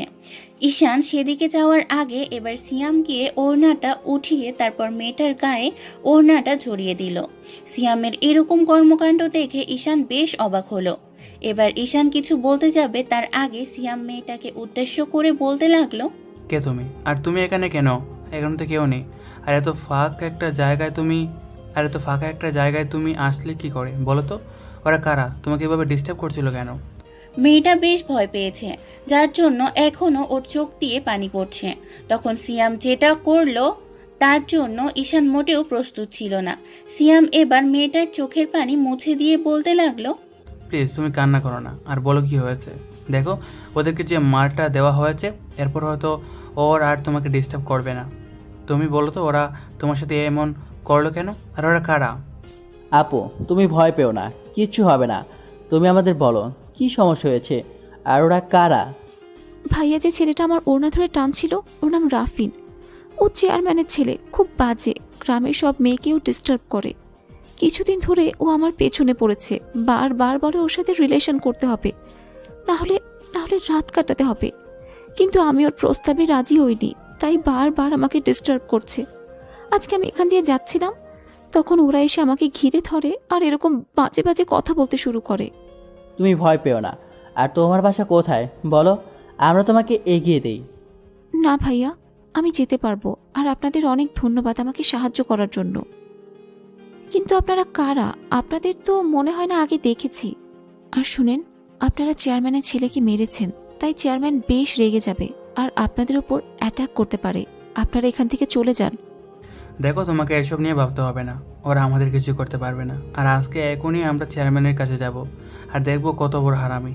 এই গ্রামে আসার পর থেকে ওর আর ছেলের কুকর্মর কথাগুলো শুনে যাচ্ছি। আজকে নিজ চোখে দেখলাম তোমাদের গ্রামে যে সমস্যাগুলো আছে সেটা কিছুদিনের মধ্যে শেষ হয়ে যাবে। এই যে সিয়াম কথাটা বলতে গিয়ে ঈশানের দিকে তাকাতেই ঈশান ওকে বলতে বারণ করলো। তখন সিয়াম বলতে লাগলো, সব ঠিক হয়ে যাবে, তুমি কান্না করো না। আর বলো তোমার বাসা কোথায়, আমরা তোমায় এগিয়ে দিয়ে আসি। তার আগে তুমি আমাদেরকে চেয়ারম্যানের বাড়িটা একটু দেখিয়ে দেবে? আজকে ওকে গিয়ে ওর ছেলের কুকর্মের কথা বলতে হবে। ভাইয়া, তাতে কোনো লাভ হবে না। ওনার ছেলে যেমন খারাপ, ছেলে থেকে বাবা বেশি খারাপ, তাই তো ছেলে এরকম করার সুযোগ পেয়েছে। আপনারা ওদের কাছে গিয়ে আরও ঝামেলায় পড়বেন। আপু, এসব আমরা ম্যানেজ করে নেব, তুমি আমাদের বাড়িটা দেখিয়ে দাও। কথাটা বলতেই মেয়েটা হ্যাঁ সূচক মাথা নেড়ে তারপর এগিয়ে যেতে লাগলো। ঈশান সিয়াম ওর পেছনে পেছনে যেতে লাগলো। ঈশানের কেন জানি মনে হচ্ছিল সিয়ামের মেয়েটাকে পছন্দ হয়েছে, তাই এবার ওর কানের কাছে মুখ নিয়ে এসে বলতে লাগলো, সিয়াম, তোর মনে হয় মেয়েটাকে পছন্দ হয়েছে, তাই না? ঈশানের কথায় সিয়াম একটা মুচকি হাসি দিতে ঈশান বলতে লাগলো, ওকে দাঁড়া, আমি সব ঠিক করে দিচ্ছি। আচ্ছা আপু, তোমার নাম কি বলো তো? ভাইয়া, আমার নাম রিয়া। আচ্ছা আপু, তুমি এক কাজ করো, তোমার পার্সোনাল নম্বর বা ঠিকানা আমাদের দাও। তুমি যদি আবার কোনো সমস্যায় পড়ো তাহলে তুমি আমাদের সাথে যোগাযোগ করবা। কথাটা বলতে মেয়েটা কেমন যেন অদ্ভুতভাবে ওর দিকে তাকালো। তখন ঈশান কথা ঘোরানোর জন্য বলল, না না, সমস্যা হলে দেওয়ার দরকার নেই। আর তুমি হয়তো ভাবছো আমরা অচেনা ছেলে, তোমার কোনো ক্ষতি করে দিতে পারি, তেমনটা নয়। আমরা শহর থেকে এসেছি, কিন্তু মেয়েদের কিভাবে সম্মান দিতে হয় সেটা খুব ভালো করেই জানি। ভাইয়া, আমার তো ফোন নেই, তাহলে আপনাদের আমি নাম্বারটা দিব কি করে? শুনে এবার সিয়ামের মুখটা চুপসে গেল। আর ঈশান সেটা বুঝতে পেরে এবার সিয়ামের থেকে ওর কার্ডটা নিয়ে মেয়েটার দিকে এগিয়ে দিয়ে বলল, আপু, এই কার্ডটা রাখো, এখানে আমার বন্ধুর নাম্বার আছে। তুমি তোমার বাসার ফোন থেকে ওকে ফোন দিও, যখন সমস্যায় পড়বে আমাদের ফোন দিও। মেয়েটা স্বাভাবিকভাবে ঈশানের হাত থেকে কার্ডটা নিয়ে তারপর হাঁটতে লাগলো। একটু পর ওরা একটা বড় বাড়ির সামনে এসে গেল। তখন মেয়েটা বলতে লাগলো, ভাই, এটাই চেয়ারম্যানের বাড়ি। আপনারা ভেতরে যান, ওনার সাথে কথা বলেন, কিন্তু বেশি ঝামেলা করবেন না। উনি খুব বাজে লোক, তাই ওনার সাথে ঝামেলা করলে আপনাদেরই সমস্যা হবে। আচ্ছা আপু, তুমি এখন যাও, আমরা ভেতরে যাচ্ছি। রিয়া চলে গেল আর সিয়াম ওর দিকে তাকিয়ে রইল। তখন ওকে একটু ধাক্কা দিয়ে বলতে লাগলো, সেদিন তো খুব বলেছিলে আমাকে, আজকে নিজেই প্রেমে পড়ে গেছো। এখন চলো ভেতরে যাই, তোমার লাইনটা সেটিং করে দিব, সমস্যা নেই। ওরে ভাই, আমার বুকে আয়। তুই এতদিন কোথায় ছিলি বলতো? তুই থাকলে আমার একটা রিলেশন এভাবে ভেঙে যেত না। সবগুলো আমার সাথে ঝুলে থাকতো। গ্রামে যখন মেয়ে দুজনের পছন্দ হয়েছে, এই গ্রামে দুজন বিয়ে করব, কি বলিস? 100% কথার মতো কোনো ভুল নেই। ওরা ভেতরে গেল। ভেতরে যেতেই একটা লোক এসে বলতে লাগলো, কি ব্যাপার, তোমরা কারা আর কাকে চাই? আমরা চেয়ারম্যান সাহেবের সাথে দেখা করতে আসছি। কিন্তু তোমরা কারা সেটা বলো, আর কিসের জন্য দেখা করতে আসছো? চেয়ারম্যান সাহেবের সাথে আমরা বড় একটা ডিল করতে আসছি। ভেতরে যেতে দিবে নাকি আমরা চলে যাব? আরে না না, আসুন, আপনারা ভেতরে আসুন। ঈশানের এই কথা বলার কারণ হলো লোকটা ওদেরকে এত সহজে চেয়ারম্যানের সাথে দেখা করতে দিবে না, তাই লোকটা ওদেরকে নিয়ে একটা বাড়ির ভেতরে গিয়ে তারপর ডাইনিং রুমে চলে গেল। ডাইনিং রুমে আসতেই ঈশান খেয়াল করলো কয়েকজন লোকের সাথে একটা মধ্যবয়সী লোক বসে বেশ হাসি মুখে কথা বলছে। লোকটা ঈশানের দিকে একবার তাকিয়ে যে লোকটা ওদেরকে নিয়ে আসছে সে লোকটাকে বলল, রহিম, হেরা কারা? স্যার, ওরা তো বলল যে আপনার সাথে ডিল না কি জানি করবে, সেজন্য আসছে। হও, তুই যা। লোকটা চলে গেলে এবার চেয়ারম্যান ঈশান আর সিয়ামের দিকে আবারও তাকিয়ে বলল, তোমরা কারা? তোমাদের তো চিনলাম না, আর তোমাদের আমার কাছে কি দরকার? বসো, বসে কথা বলো। ঈশানের মনে হলো লোকটা ভালো, কিন্তু গ্রামের লোকদের কাছ থেকে যা শুনেছে তাতে মনে হচ্ছে না ভালো। কিন্তু ওর ছেলের কাজটা মনে পড়তে ঈশানের মাথাটা গরম হয়ে গেল, আর ও রেগে গিয়ে বলতে লাগলো, আমরা বসতে আসিনি, আমরা আপনাকে একটা কথা বলতে আসছি। আর সেটা হলো, আপনি আর আপনার ছেলে যে কাজগুলো শুরু করেছেন সেগুলো বন্ধ করেন, সাথে আপনার মেম্বারগুলোকেও। এতদিন যা করেছেন সেটা বন্ধ করেন, এখন থেকে আর এইসব চলবে না। কে ভাই তোমরা? এভাবে হুটহাট করে বাসার মধ্যে এসে এভাবে আমাকে শাসাচ্ছ? নিশ্চয় তোমরা কোনো ক্ষমতাবান ব্যক্তি হবে। তবে ভয় পেও না, গ্রামটা আমার, তাই এই গ্রামে তোমরা আমার কিছু ছিঁড়তে পারবে না। এখন বলো, এসব কথা বলছো কেন? তোমাদের তো ভয় নেই? ওরা তোমাদেরকে যত টাকা দিয়ে পাঠিয়েছে আমি তোমাদেরকে তার থেকে বেশি দিব। তোমরা ওকে মেরে দাও। চেয়ারম্যান কথায় ঈশান বুঝতে পারলো যে ওর নামে যা শুনেছে সেটা সত্যি, আসলে কিরকম টাকার গরম দেখাচ্ছে। এবার ঈশান বলতে লাগলো, খুব টাকার গরম, তাই না? পাবলিকের টাকাগুলো মেরে খেয়ে এখন খুব বড় লোক সাজা হচ্ছে। তুই কত টাকা দিতে পারবি আমাকে বল। ঈশান কথাটা বলতে যাবে তখনই সিয়াম ওকে একটা গুঁতো মেরে বুঝিয়ে দিল এটা বলা যাবে না। তাই ঈশান বলতে লাগলো, এত কথা কিসের? আমরা তোকে বলতে এসেছি তুই এরপর থেকে আর এইসব কাজ করবি না। আর পাবলিকের যেটা প্রাপ্য সেটা ওদেরকে বুঝিয়ে দিবি, না হলে তোর খবর আছে। গ্রামটা আমার, তাই আমার যা ইচ্ছা আমি তাই করব। আর আমি চাইলে কিন্তু তোর এখান থেকে আর বেঁচে ফিরতে পারবি না। কিন্তু তোরা প্রথমবার বোধহয় গ্রামে পা রেখেছিস, তাই তোরা আমার সম্পর্কে জানিস না। কিছুদিন থাক, বুঝতে পারবি আমি কি চিজ। সেটা সবার কাছ থেকে জানতে পেরেছি, আর জানতে হবে না। কিন্তু তুইও শুনে রাখ, আমি কি জিনিস সেটা তো ছেলের কাছ থেকে জেনে নিস। আর শোন, এক সপ্তাহের মধ্যে পাবলিকের যে টাকা আর ওদের প্রাপ্য জিনিসগুলো মেরে খেয়েছিস সব বুঝিয়ে দিবি। আর গ্রামে যে জিনিসগুলোর অভাব আছে সব কিছু ঠিক করে দিবি, না হলে তোর যে কী হাল করব সেটা তুই ভাবতেও পারছিস না। শেষে তোর পরিবারের লোকও তোকে চিনতে পারবে না। এখন ভেবেচিন্তে সিদ্ধান্ত নিয়ে দেখ, তুই কি করবি? ভালো হয়ে যাবি নাকি রাস্তার ফকির হয়ে বাটি হাতে নিয়ে ঘুরবি? খুব দম আছে দেখছি তোর। শোন, ফাঁকা আওয়াজে আমি ভয় পাই না। আর প্রথমবার এসেছিস তাই তোকে ছেড়ে দিলাম, না হলে তুই আমাকে যে থ্রেটগুলো দিয়েছিস তারপর এখানে দাঁড়িয়ে থাকা অবস্থায় থাকতি না। গ্রামের নিরীহ লোকগুলোকে টর্চার করিস, আর ওরা কিছু বলতে পারে না, সেই জন্য নিজেকে খুব হিরো মনে হচ্ছে, তাই না? তুই চেষ্টা করে দেখতে পারিস, কিছুই করতে পারবি না আমার। আচ্ছা, দেখা যাক কি হয়। আর শোন, তুই কিন্তু গ্রাম থেকে পালিয়ে যাস না। আগের লোকগুলোর মতো প্রতিবাদ করতে এসে আবার গ্রাম থেকে ভয়ে পালিয়ে যাস না, না হলে বুঝতে পারবি না আমরার ক্ষমতা কতটুকু। বুঝতে পেরেছি, তোকে সোজা কথা বলে কোনো কাজ হবে না। আচ্ছা, তুই যেটা করার করে নে, আর আমিও দেখব তোকে কি করতে পারি আর না পারি। শেষবারের মতো ওয়ার্নিং দিয়ে গেলাম, যেটা করছিস সেটা যদি বন্ধ না করিস তাহলে তোর ছেলেও তোকে চিনতে পারবে না।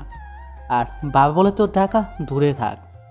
ঈশান কথাটা বলেই সেখান থেকে বেরিয়ে আসলে সিয়ামও ওর পেছনে পেছনে চলে আসলো। তারপর ওরা বাইরে এসে হাঁটতে লাগলো, আর সিয়াম বলতে লাগলো, বন্ধু, তুই কিন্তু একদম সিনেমার হিরোদের মতো ডায়লগ দিছস, একেবারে হিট হয়েছে। হিট হয়েছে না কি হয়েছে সেটা বুঝি না, কিন্তু চেয়ারম্যানের এই অত্যাচার আমি আর সহ্য করব না। দরকার পড়লে ওকে ঘাড় ধরে চেয়ার থেকে নামাবো। আর কি করে চেয়ারম্যানের পদ থেকে ওকে নামাতে হয় সেটা আমি খুব ভালো করে জানি। আমাকে চেনে না তাই আমার সামনে এত লাফালাফি করলো, সময় হলে ঠিকই চিনতে পারবে। অনেক অত্যাচার করেছে, এবার ওর চেলাগুলোকে গিয়ে একটু ঠান্ডা কথায় বুঝে আসতে হবে, নাহলে এক সপ্তাহ পর ওদের বিপক্ষেও অ্যাকশন নিতে হবে। ঈশান কথাটা বলে রাস্তার দিকে হাঁটতে লাগলো। দুপুরের দিকে ওরা বাসায় ফিরে আসলো, এসে রুমে চলে গেল। আর ঈশান বলতে লাগলো, রুমে ভালো লাগে না, আয় একটু ছাদ থেকে ঘুরে আসি। সিয়াম বন্ধু, আমার এখন হাঁটতে ভালো লাগছে না, একটু ক্লান্ত লাগছে, তুই যা। আজকে প্রেমে পড়েছি তো, তাই আর কিছু ভালো লাগবে না, বুঝতেই পেরেছি। আচ্ছা তুই রুমে যা, আমি ছাদে যাই। ঈশানের কথায় সিয়াম একটা দুষ্টুমি মাখা হাসি দিয়ে রুমে চলে গেল আর ঈশান ছাদে চলে গেল। ছাদে গিয়ে দেখে কেউ একজন দোলনাতে বসে আছে আর ওকে পেছন থেকে দেখা যাচ্ছে। ওর চুলগুলো বাতাসে এলোমেলো হয়ে উঠছে আর বারবার মেয়েটা চুলগুলো কানের পাশে গুঁজে দিচ্ছে। ঈশানের বুঝতে আর বাকি রইল না এটা নদী, যার মায়াতে ও প্রথমবারেই পড়ে গেছে। এবার ঈশান নদীর যতটা কাছে যাচ্ছিল ততটাই ওর মধ্যে ঘোরের মতো কাজ করছিল। বারবার মনে হচ্ছিল নদীকে পেছন থেকে জড়িয়ে ধরে আদর করতে। ঈশানের মনের মধ্যে একটা অনুভূতি সৃষ্টি হয়। ঈশান নদীর দিকে আরো কিছুটা এগিয়ে আসতেই কারো পায়ের শব্দ পেয়ে ও ঈশানের দিকে তাকিয়ে আর বলে, ও আপনি? কেন, অন্য কাউকে আশা করেছিলেন নাকি কারোর আসার কথা ছিল? আরে না না, তেমন কিছু না। ভাবলাম কি আসছে তাই পিছনে আপনাকে দেখে বললাম। বসুন। কোথায়? আপনার পাশে? ঈশানের কথায় নদী ওর দিকে চোখ বড় বড় করে তাকাতেই ঈশান কথা ঘোরানোর জন্য বলল, আসলে আমি বলতে চেয়েছি আপনার সামনাসামনি বসবো নাকি আপনার থেকে দূরে সরে বসবো। আপনার যদি আই কন্ট্যাক্টে প্রবলেম হয়। আরে না, কি বলেন, বসেন। ঈশান নদীর দিকে মুখ করে তারপর রেলিং এর উপর বসলো। নদী বারবার ওর দিকে তাকাচ্ছিল আর ঈশান ওর দিকে তাকিয়ে আছে।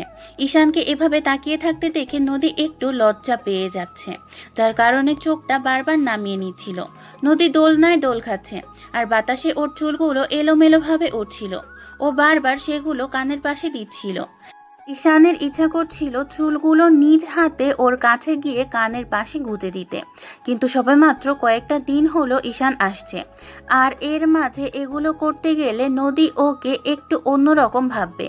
বেশ কিছুক্ষণ দুজনের মধ্যে নীরবতা বিরাজ করলো।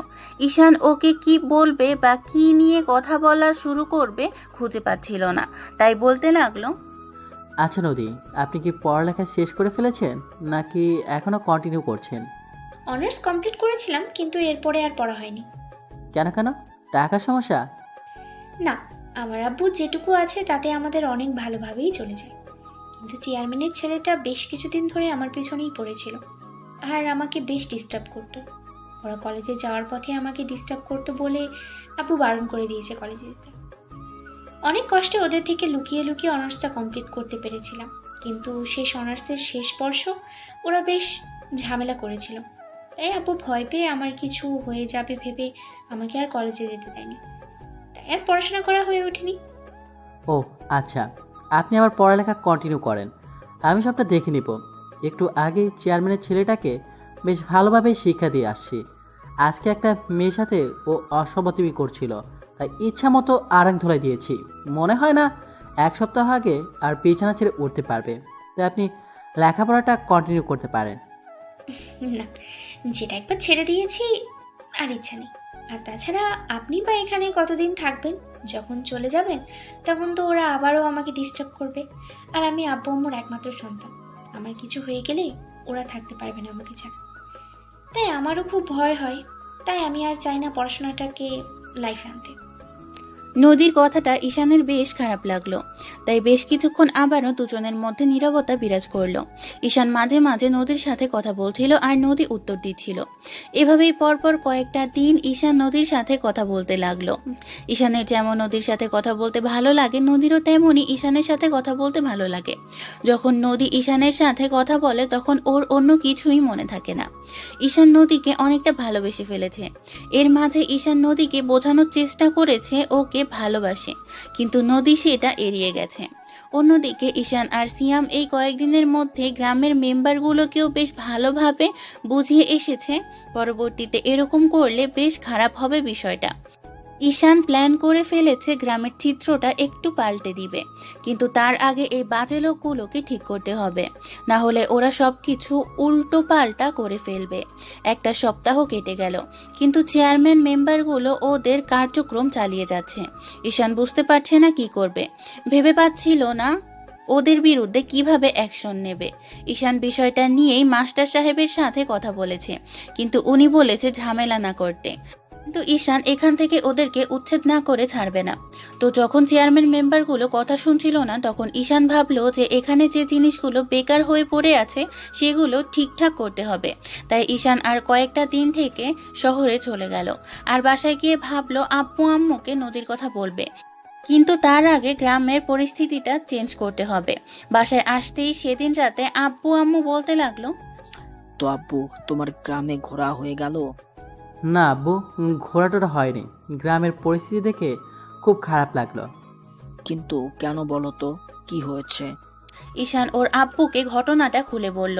সব শুনে আব্বু নিচের দিকে তাকিয়ে রইল। তখন ঈশান বলতে লাগলো, আব্বু, আমি জানি তুমি কিসের জন্য গ্রাম ছেড়ে চলে আসছিলে। দেখো, যা হবার হয়েছে, কিন্তু আমি গ্রামের মানুষগুলোর জন্য কিছু করতে চাই।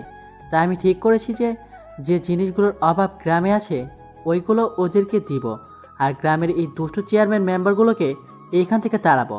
তাহলে ওরা শান্তিতে থাকতে পারবে। তুমি ওদের সাথে পেরে উঠবে না? ওরা খুব বাজে লোক, তাই তো আমাকে গ্রামটা ছেড়ে আসতে হয়েছিল 20টা বছর আগে।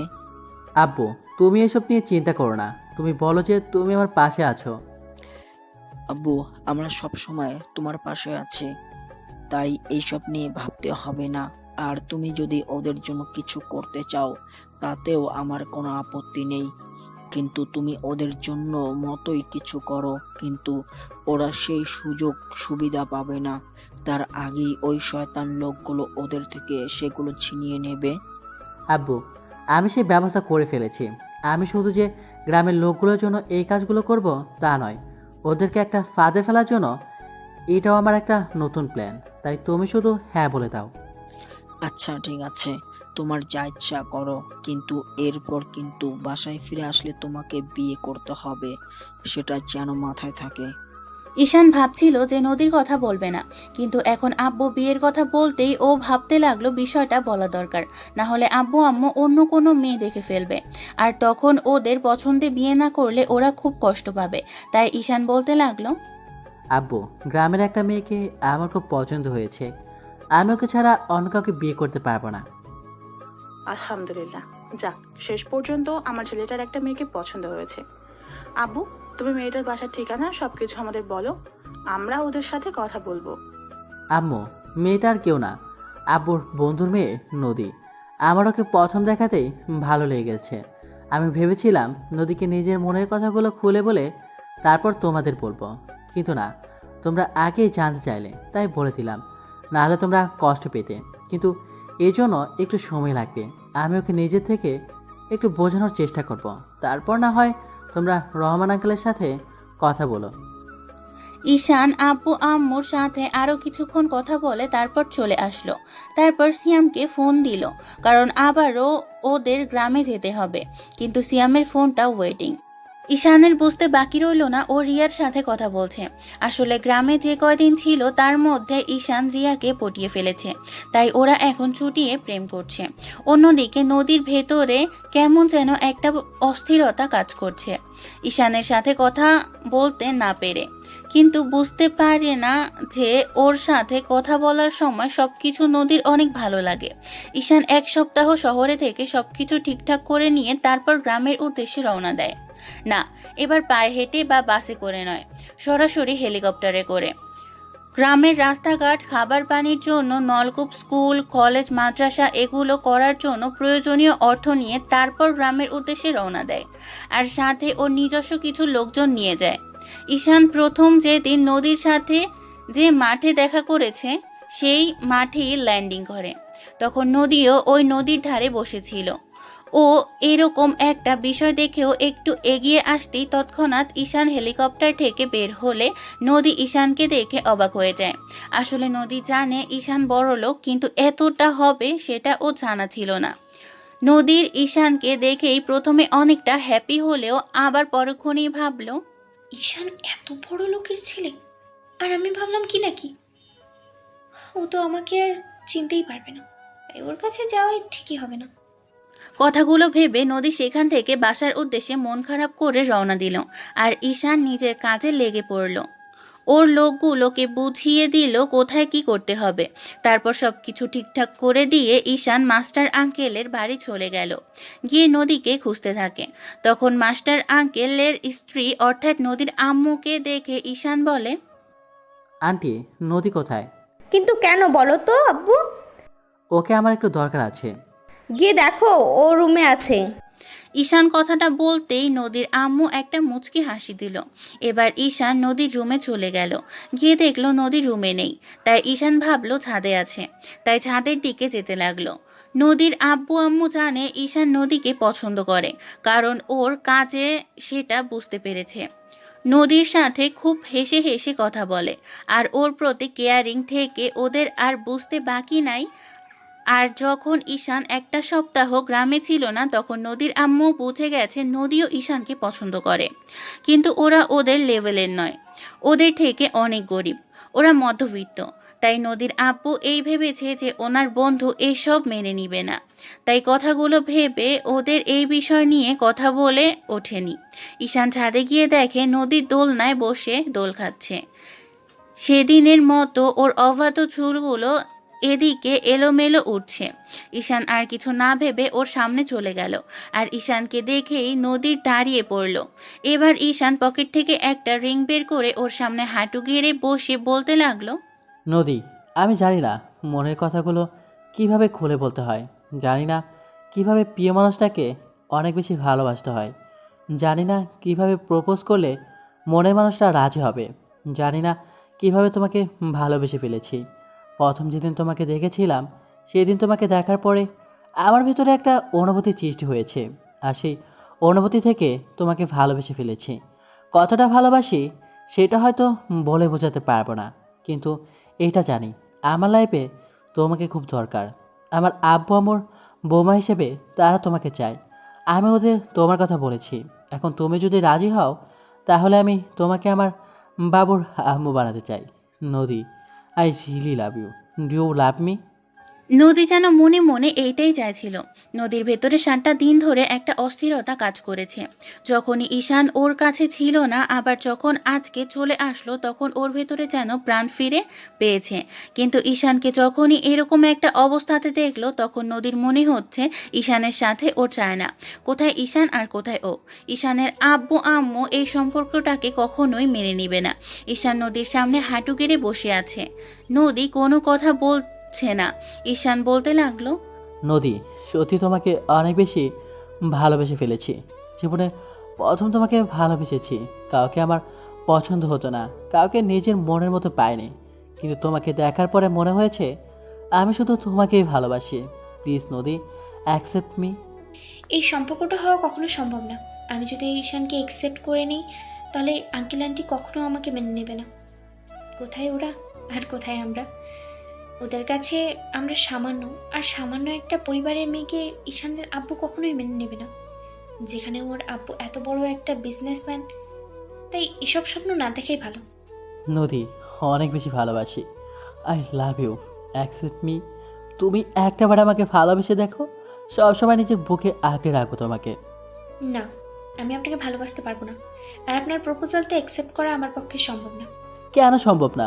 আমি কি খারাপ, নাকি আমার বাজে কোনো স্বভাব আছে, নাকি আমি তোমার ভালোবাসা পাওয়ার যোগ্য নই, না তোমার বয়ফ্রেন্ড আছে? এর কোনোটাই না, কিন্তু আমি আপনাকে ভালোবাসতে পারবো না।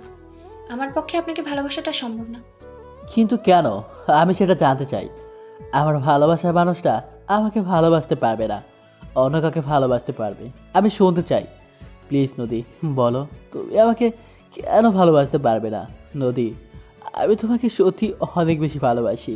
জীবনে প্রথমবার তোমাকেই ভালোবেসেছি, তাই তোমাকে নিজের লাইফে চাই। নদী ভাবতে লাগলো ঈশান হয়তো ওকে সত্যি ভালোবাসে, তাই ঈশানকে ফিরিয়ে দিতে হলে কিছু একটা বলতে হবে, যাতে ঈশান আর ওর পেছনে পড়ে না থাকে। আর এই সম্পর্কটা তো কখনোই হবেই না। কথাগুলো ভেবে নদী নিজেকে স্বাভাবিক করে নিল, আর মনটাকে শক্ত করে বলতে লাগলো, বললাম না আপনাকে আমি ভালোবাসতে পারবো না। আর হ্যাঁ, আমার বয়ফ্রেন্ড আছে, সেই জন্যই আপনাকে ভালোবাসাটা আমার পক্ষে সম্ভব না। আমরা দুজন দুজনকে অনেক বেশি ভালোবাসি। নদীর কথা ঈশানের হাত থেকে রিংটা পড়ে গেল আর কালো মেঘে মুখটা ছেয়ে গেল। ও কি বলবে বুঝে উঠতে পারছে না। তারপর নিজেকে স্বাভাবিক করে নিয়ে বলতে লাগলো, নদী, তুমি মিথ্যা কথা বলছো। আমি জানি তোমার বয়ফ্রেন্ড নেই, কেন আমাকে মেনে নিতে পারছো না? তুমি বলো যে আমার মধ্যে খারাপ কোনটা আছে, আমি সেটা শুধরে নিব। একবার আমাকে ভালোবেসে দেখো, কখনো তোমাকে কষ্ট পেতে দেব না। আমি আপনাকে মিথ্যা বলতে যাব কেন? আর আমি তো বললামই আমার বয়ফ্রেন্ড আছে, তাই আপনি আসতে পারেন। দ্বিতীয়বার আপনি আমার সামনে আসবেন না, আর এইসব কথাগুলো বলবেন না। তোমাকে ভালোবাসি, তাই বারবার তোমার সামনে আসবো। যতদিন তুমি আমাকে অ্যাকসেপ্ট না করবে, ততদিন আমি তোমাকে ভালোবেসে যাব আর বাসবো, আর ভালোবাসার কথা বলেই যাব। আই লাভ ইউ নদী। নদী বুঝতে পারলো ঈশানকে এত সহজে ফেরানো সম্ভব হবে না। তাই নদী সেখান থেকে চলে যেতে গেলে ঈশান ওর একটা হাত ধরে তৎক্ষণাৎ নদী ওর হাতটা এক ঝটকায় ছাড়িয়ে নিয়ে ঈশানের দিকে ঘুরেই ওকে ঠাস করে একটা চড় মেরে দিয়ে বলতে শুরু করে, তোকে বললাম না আমি তোকে ভালোবাসতে পারবো না। আমার বয়ফ্রেন্ড আছে, তারপরে কেন আমার হাত ধরেছিস? তোর কি লজ্জা নেই অন্য একজনের ভালোবাসার গায়ে টাচ করিস? আসলে লজ্জা নেই জানোই তো, কারণ তোমাকে ভালোবেসেছি, আর ভালোবাসার মধ্যে লজ্জা শরম থাকে না। কি করবো বলো, প্রথম দেখাতেই তোমাকে ভালোবেসেছি, তাই ভয় লাগে তুমি যদি হারিয়ে যাও আমার থেকে। আমি জানি না তুমি কেন আমাকে মেনে নিতে পারছো না। প্রথমবার ভালোবেসেছি, তাই ভালোবেসে যাব। তোমাকে ছাড়া আমার লাইফে অন্য কাউকে আনা সম্ভবই না। ঈশান কথাগুলো বলতেই নদীর বুকটা ধক করে উঠল। নদীও এই কয়েকটা দিন ঈশানকে নিজের মনে জায়গা দিয়ে ফেলেছে। ভালোবাসে কিনা সেটা জানে না, কিন্তু যখন শুনল ঈশান নিজের কোনো ক্ষতি করে দিবে, তৎক্ষণাৎ নদীর বুকটা ধক করে উঠল। তারপরও নিজেকে স্বাভাবিক করে নিয়ে বলতে লাগলো, সেটা আপনার বিষয়, কিন্তু আপনি আর দ্বিতীয়বার আমার সামনে আসবেন না, নাহলে আমি ভুলে যাব আপনি আমার আব্বুর বন্ধুর ছেলে। কথাটা বলে নদী চলে গেল আর ঈশান ধপ্পাস করে দোলনায় বসে পড়ল। ভাবতে লাগলো, কি ভাবলাম আর কি হলো, জীবনে প্রথম কাউকে ভালোবাসলাম আর সে আমাকে এভাবে রিজেক্ট করে দিল। ও যতই বলুক ওর বয়ফ্রেন্ড আছে, আমি বিশ্বাস করি না। কারণ ওর বয়ফ্রেন্ড থাকলে আমি যতদিন গ্রামে থেকে গেছি, একটাবার হলেও নদী তার সাথে কথা বলতো কিংবা দেখা করতো। আমি তোকে ভালোবাসি, তাই নদীকে দূরে সরে যেতে দিব না। যে করে হোক নিজের করে নিব। কথাগুলো ভেবে ঈশান সেখানেই বসে রইল। অন্যদিকে ঈশানকে এইভাবে ফিরিয়ে দিয়ে নদীরও খুব খারাপ লাগছিল। ঈশান যখন ওকে প্রপোজ করেছে, তখন নদীর ইচ্ছা হচ্ছিল ঈশানের বুকে ঝাঁপিয়ে পড়তে, আরও ওকে দুই হাতে শক্ত করে জড়িয়ে ধরে ভালোবাসি কথাটা বলতে। কিন্তু নদী কোনো এক বাধার কারণে ঈশানকে মেনে নিতে পারল না। এভাবে 2 দিন কেটে গেল। ঈশান গ্রামের উন্নয়নের জন্য সব কাজগুলো নিজ হাতে করতে শুরু করেছে। এর মধ্যে চেয়ারম্যান সেটা খবর পেয়ে মুখিয়ে আছে। ঈশান চেয়ারম্যানের নামে কমপ্লেন করেছিল এসপির কাছে, আর এসপি ওকে সাহায্যের জন্য গ্রামের দিকে রওনা দিয়েছে। এর মাঝে চেয়ারম্যান ওর ছেলে আর কয়েকজন মেম্বার মিলে ঈশানের কাজে এসে বাধা দেয় আর জিনিসপত্রগুলো হাতিয়ে নেওয়ার চেষ্টা করলে তখন ঈশান এসে ওদের বাধা দেয়। তখন সবাই ঈশানের ওপর চড়াও হলে এর মাঝে পুলিশের গাড়ির শব্দ আসে। তখন ওরা বেশ ভয় পেয়ে যায়, আর পালিয়ে যেতে গেলে গ্রামের লোকজন সহ পুলিশ এসে সবাই ওদের ঘিরে ফেলে। এর আগে ঈশান গ্রামের লোকগুলোকে সবকিছু বুঝিয়ে দিয়েছে যে ওদের বিপক্ষে অন্যায়ের প্রতিবাদ করতে হবে। এসপি এসে সবটা দেখে তারপর চেয়ারম্যানকে উদ্দেশ্য করে বলতে শুরু করে, চেয়ারম্যান সাহেব, আপনার সব কুকর্মের কথা আমরা জেনে গেছি। আপনি এতদিন মানুষের হক আর প্রাপ্য জিনিসগুলো মেরে খেয়েছেন, আর সেটা করতে পারবেন না। ঈশান সাহেব আপনার বিরুদ্ধে সব জানিয়েছে, কিন্তু যথাযথ প্রমাণের অভাবে আপনার বিরুদ্ধে কোনো অ্যাকশন নিতে পারছিলাম না। কিন্তু আজকে সেটা হাতে হাতে ধরা পড়ল। এই জন্যই বোধহয় এই গ্রামে উন্নতি নয়, তাই না? আপনাদের উপর মানুষ ভরসা করে তো আমাদের জয় মুক্ত করে, কিন্তু আপনারা এইভাবে রক্ষক হয়ে যদি ভিখারির কাজ করেন, তাহলে কিভাবে গ্রাম চলবে বলেন তো? কথাগুলো বলতে চেয়ারম্যান মাথাটা নিচু করে নিল। এবার ঈশান ওদের সামনে এসে দাঁড়িয়ে বলতে লাগলো, এসপি সাহেব, আপনি কাকে কি বলছেন? যেমন বাবা তার তেমনি ছেলে, আর তার সঙ্গে সাঙ্গপাঙ্গগুলো একই হয়েছে। নির্বাচিত হয়ে তারা সুযোগের সদ্ব্যবহার করছে আর ক্ষমতার অপব্যবহার করছে। চেয়ারম্যানের ছেলের জন্য একটা মেয়েও ঠিক মতো বাইরে বের হতে পারে না, ও সবার উপর মানসিক নির্যাতন করে। আচ্ছা চেয়ারম্যান সাহেব, আপনি বলেন তো, আপনার মেয়ের সাথে কিংবা স্ত্রীর সাথে এইভাবে যদি কেউ আচরণ করতো, আপনি কি চুপ করে থাকতে পারতেন? পারতেন না। তাহলে গ্রামের মেয়েগুলোকে এইভাবে আপনার ছেলে ডিস্টার্ব করে, এটা আপনি দেখতে পারেন না? আর দেখবেনই বা কী করে? আপনার লাইফেই তো আপনার এই গুন্ডা বজমা ছেলেটা ঠিক আপনার মতোই হয়েছে। আসলে আপনাদের কথা বলে কোনো লাভই নেই। কারণ কেন জানেন? আপনাদের মধ্যে মনুষ্যত্ববোধ বলতে কিছুই নেই। গ্রামের লোকগুলো আপনাকে নির্বাচনে ভোট দিয়ে জয় করেছে, আর আপনি ওদের অভাব দূর করার বদলে ওদের দুঃখটা আরও দ্বিগুণ করে দিয়েছেন। কেন এরকম করেন বলেন তো? মারা গেলে তো মাত্র 3.5 হাত জমি আপনার জন্য থাকবে, তাছাড়া তো আর কিছুই নাই। তখন কোথায় যাবে এসব ক্ষমতা, অহংকার, টাকা পয়সা? একবারও কি ভেবে দেখেছেন আপনি? ভাবেননি। আসলে ভাববেন কি করে? মানুষের হক মেরে খাওয়া নিয়ে ব্যস্ত আছেন, তাহলে এগুলো ভাববেন কি করে? আপনাদের বলে কোনো লাভ নেই। আপনাদের আমি ওয়ার্নিং দিয়েছিলাম, কিন্তু আপনারা শোনেননি, তাই আজকে আইনের সাহায্য নিতে বাধ্য হয়েছি। গ্রামের মানুষগুলো আপনার মুখের দিকে তাকিয়ে থাকে, আর আপনি যদি ওদের হিংসা থাবা বাড়িয়ে দেন, তাহলে ওরা বাঁচবে কি করে বলেন তো? আমার বাবা আফজাল আহমেদকে আপনারা একটা সময় এখান থেকে তাড়িয়ে দিয়েছিলেন। সেই অনুরাগে উনি আর এই গ্রামে ফিরে আসেন না। ঈশানের কথা এবার চেয়ারম্যান ওর দিকে ওভাবে তাকিয়ে রইল, তখনই ও আবার বলতে লাগলো, যেটা ভেবেছেন সেটাই। আমি আফজাল আহমেদের ছেলে। আপনার জন্যই আমার বাবাকে একটা মিথ্যা অপবাদে গ্রাম ছাড়তে হয়েছিল। সেই অনুরাগে উনি আর গ্রামে আসেন না। কিন্তু আমি যখন বলেছি গ্রামের জন্য কিছু করব, তখন উনি বলে দিয়েছিলেন আপনি এমনটা করবেন। কেন করেন এরকম বলেন তো? মানুষের অভিশাপ নয়, মানুষের ভালোবাসা আদায় করতে শিখুন, যাতে আপনি মরে গেলে একটা লোক অন্তত বলে চেয়ারম্যান সাহেব খুব ভালো ছিল। আর যদি আপনি এইসব না করে যে কাজটা করছেন বরাবরের মতো সেটা করে যান, তাহলে একটা সময়ে মানুষ ঘৃণায় আপনাদেরকে চোখ তুলেও তাকাবে না। সময় আছে, এখনও সরে যান আর মানুষের মনে জায়গা করে নিন, যাতে আপনাকে সবাই চিরদিন মনে রাখে। আর আপনারা যা করছেন তাতে আপনারা যা করেছেন তাতে গ্রামের অবস্থা খুব খারাপ হয়ে গেছে। তাই আমার কোনো উপায় না পেয়ে নিজে থেকে গ্রামের কিছু সাহায্য করার জন্য এই কাজগুলো করার উদ্যোগ নিয়েছিলাম। ভয় পাবেন না, আমি এখান থেকে কিছুদিনের মধ্যে চলে যাব। কিন্তু একটা কথা মনে রাখবেন, পাপ কিন্তু বাপকেও ছাড়ে না। ভেবে দেখুন, মানুষই কিন্তু মানুষের জন্য। যা করার ভেবে চিন্তে করবেন। ঈশান কথাটা বলে এবার এসপির সামনে এসে বলতে লাগলো, এসপি সাহেব, আপনাকে আর কিছুই করতে হবে না। আপনি আমার কথা এখানে এসেছেন, তার জন্যই ধন্যবাদ। চেয়ারম্যান সাহেবকে ধরতে হবে না।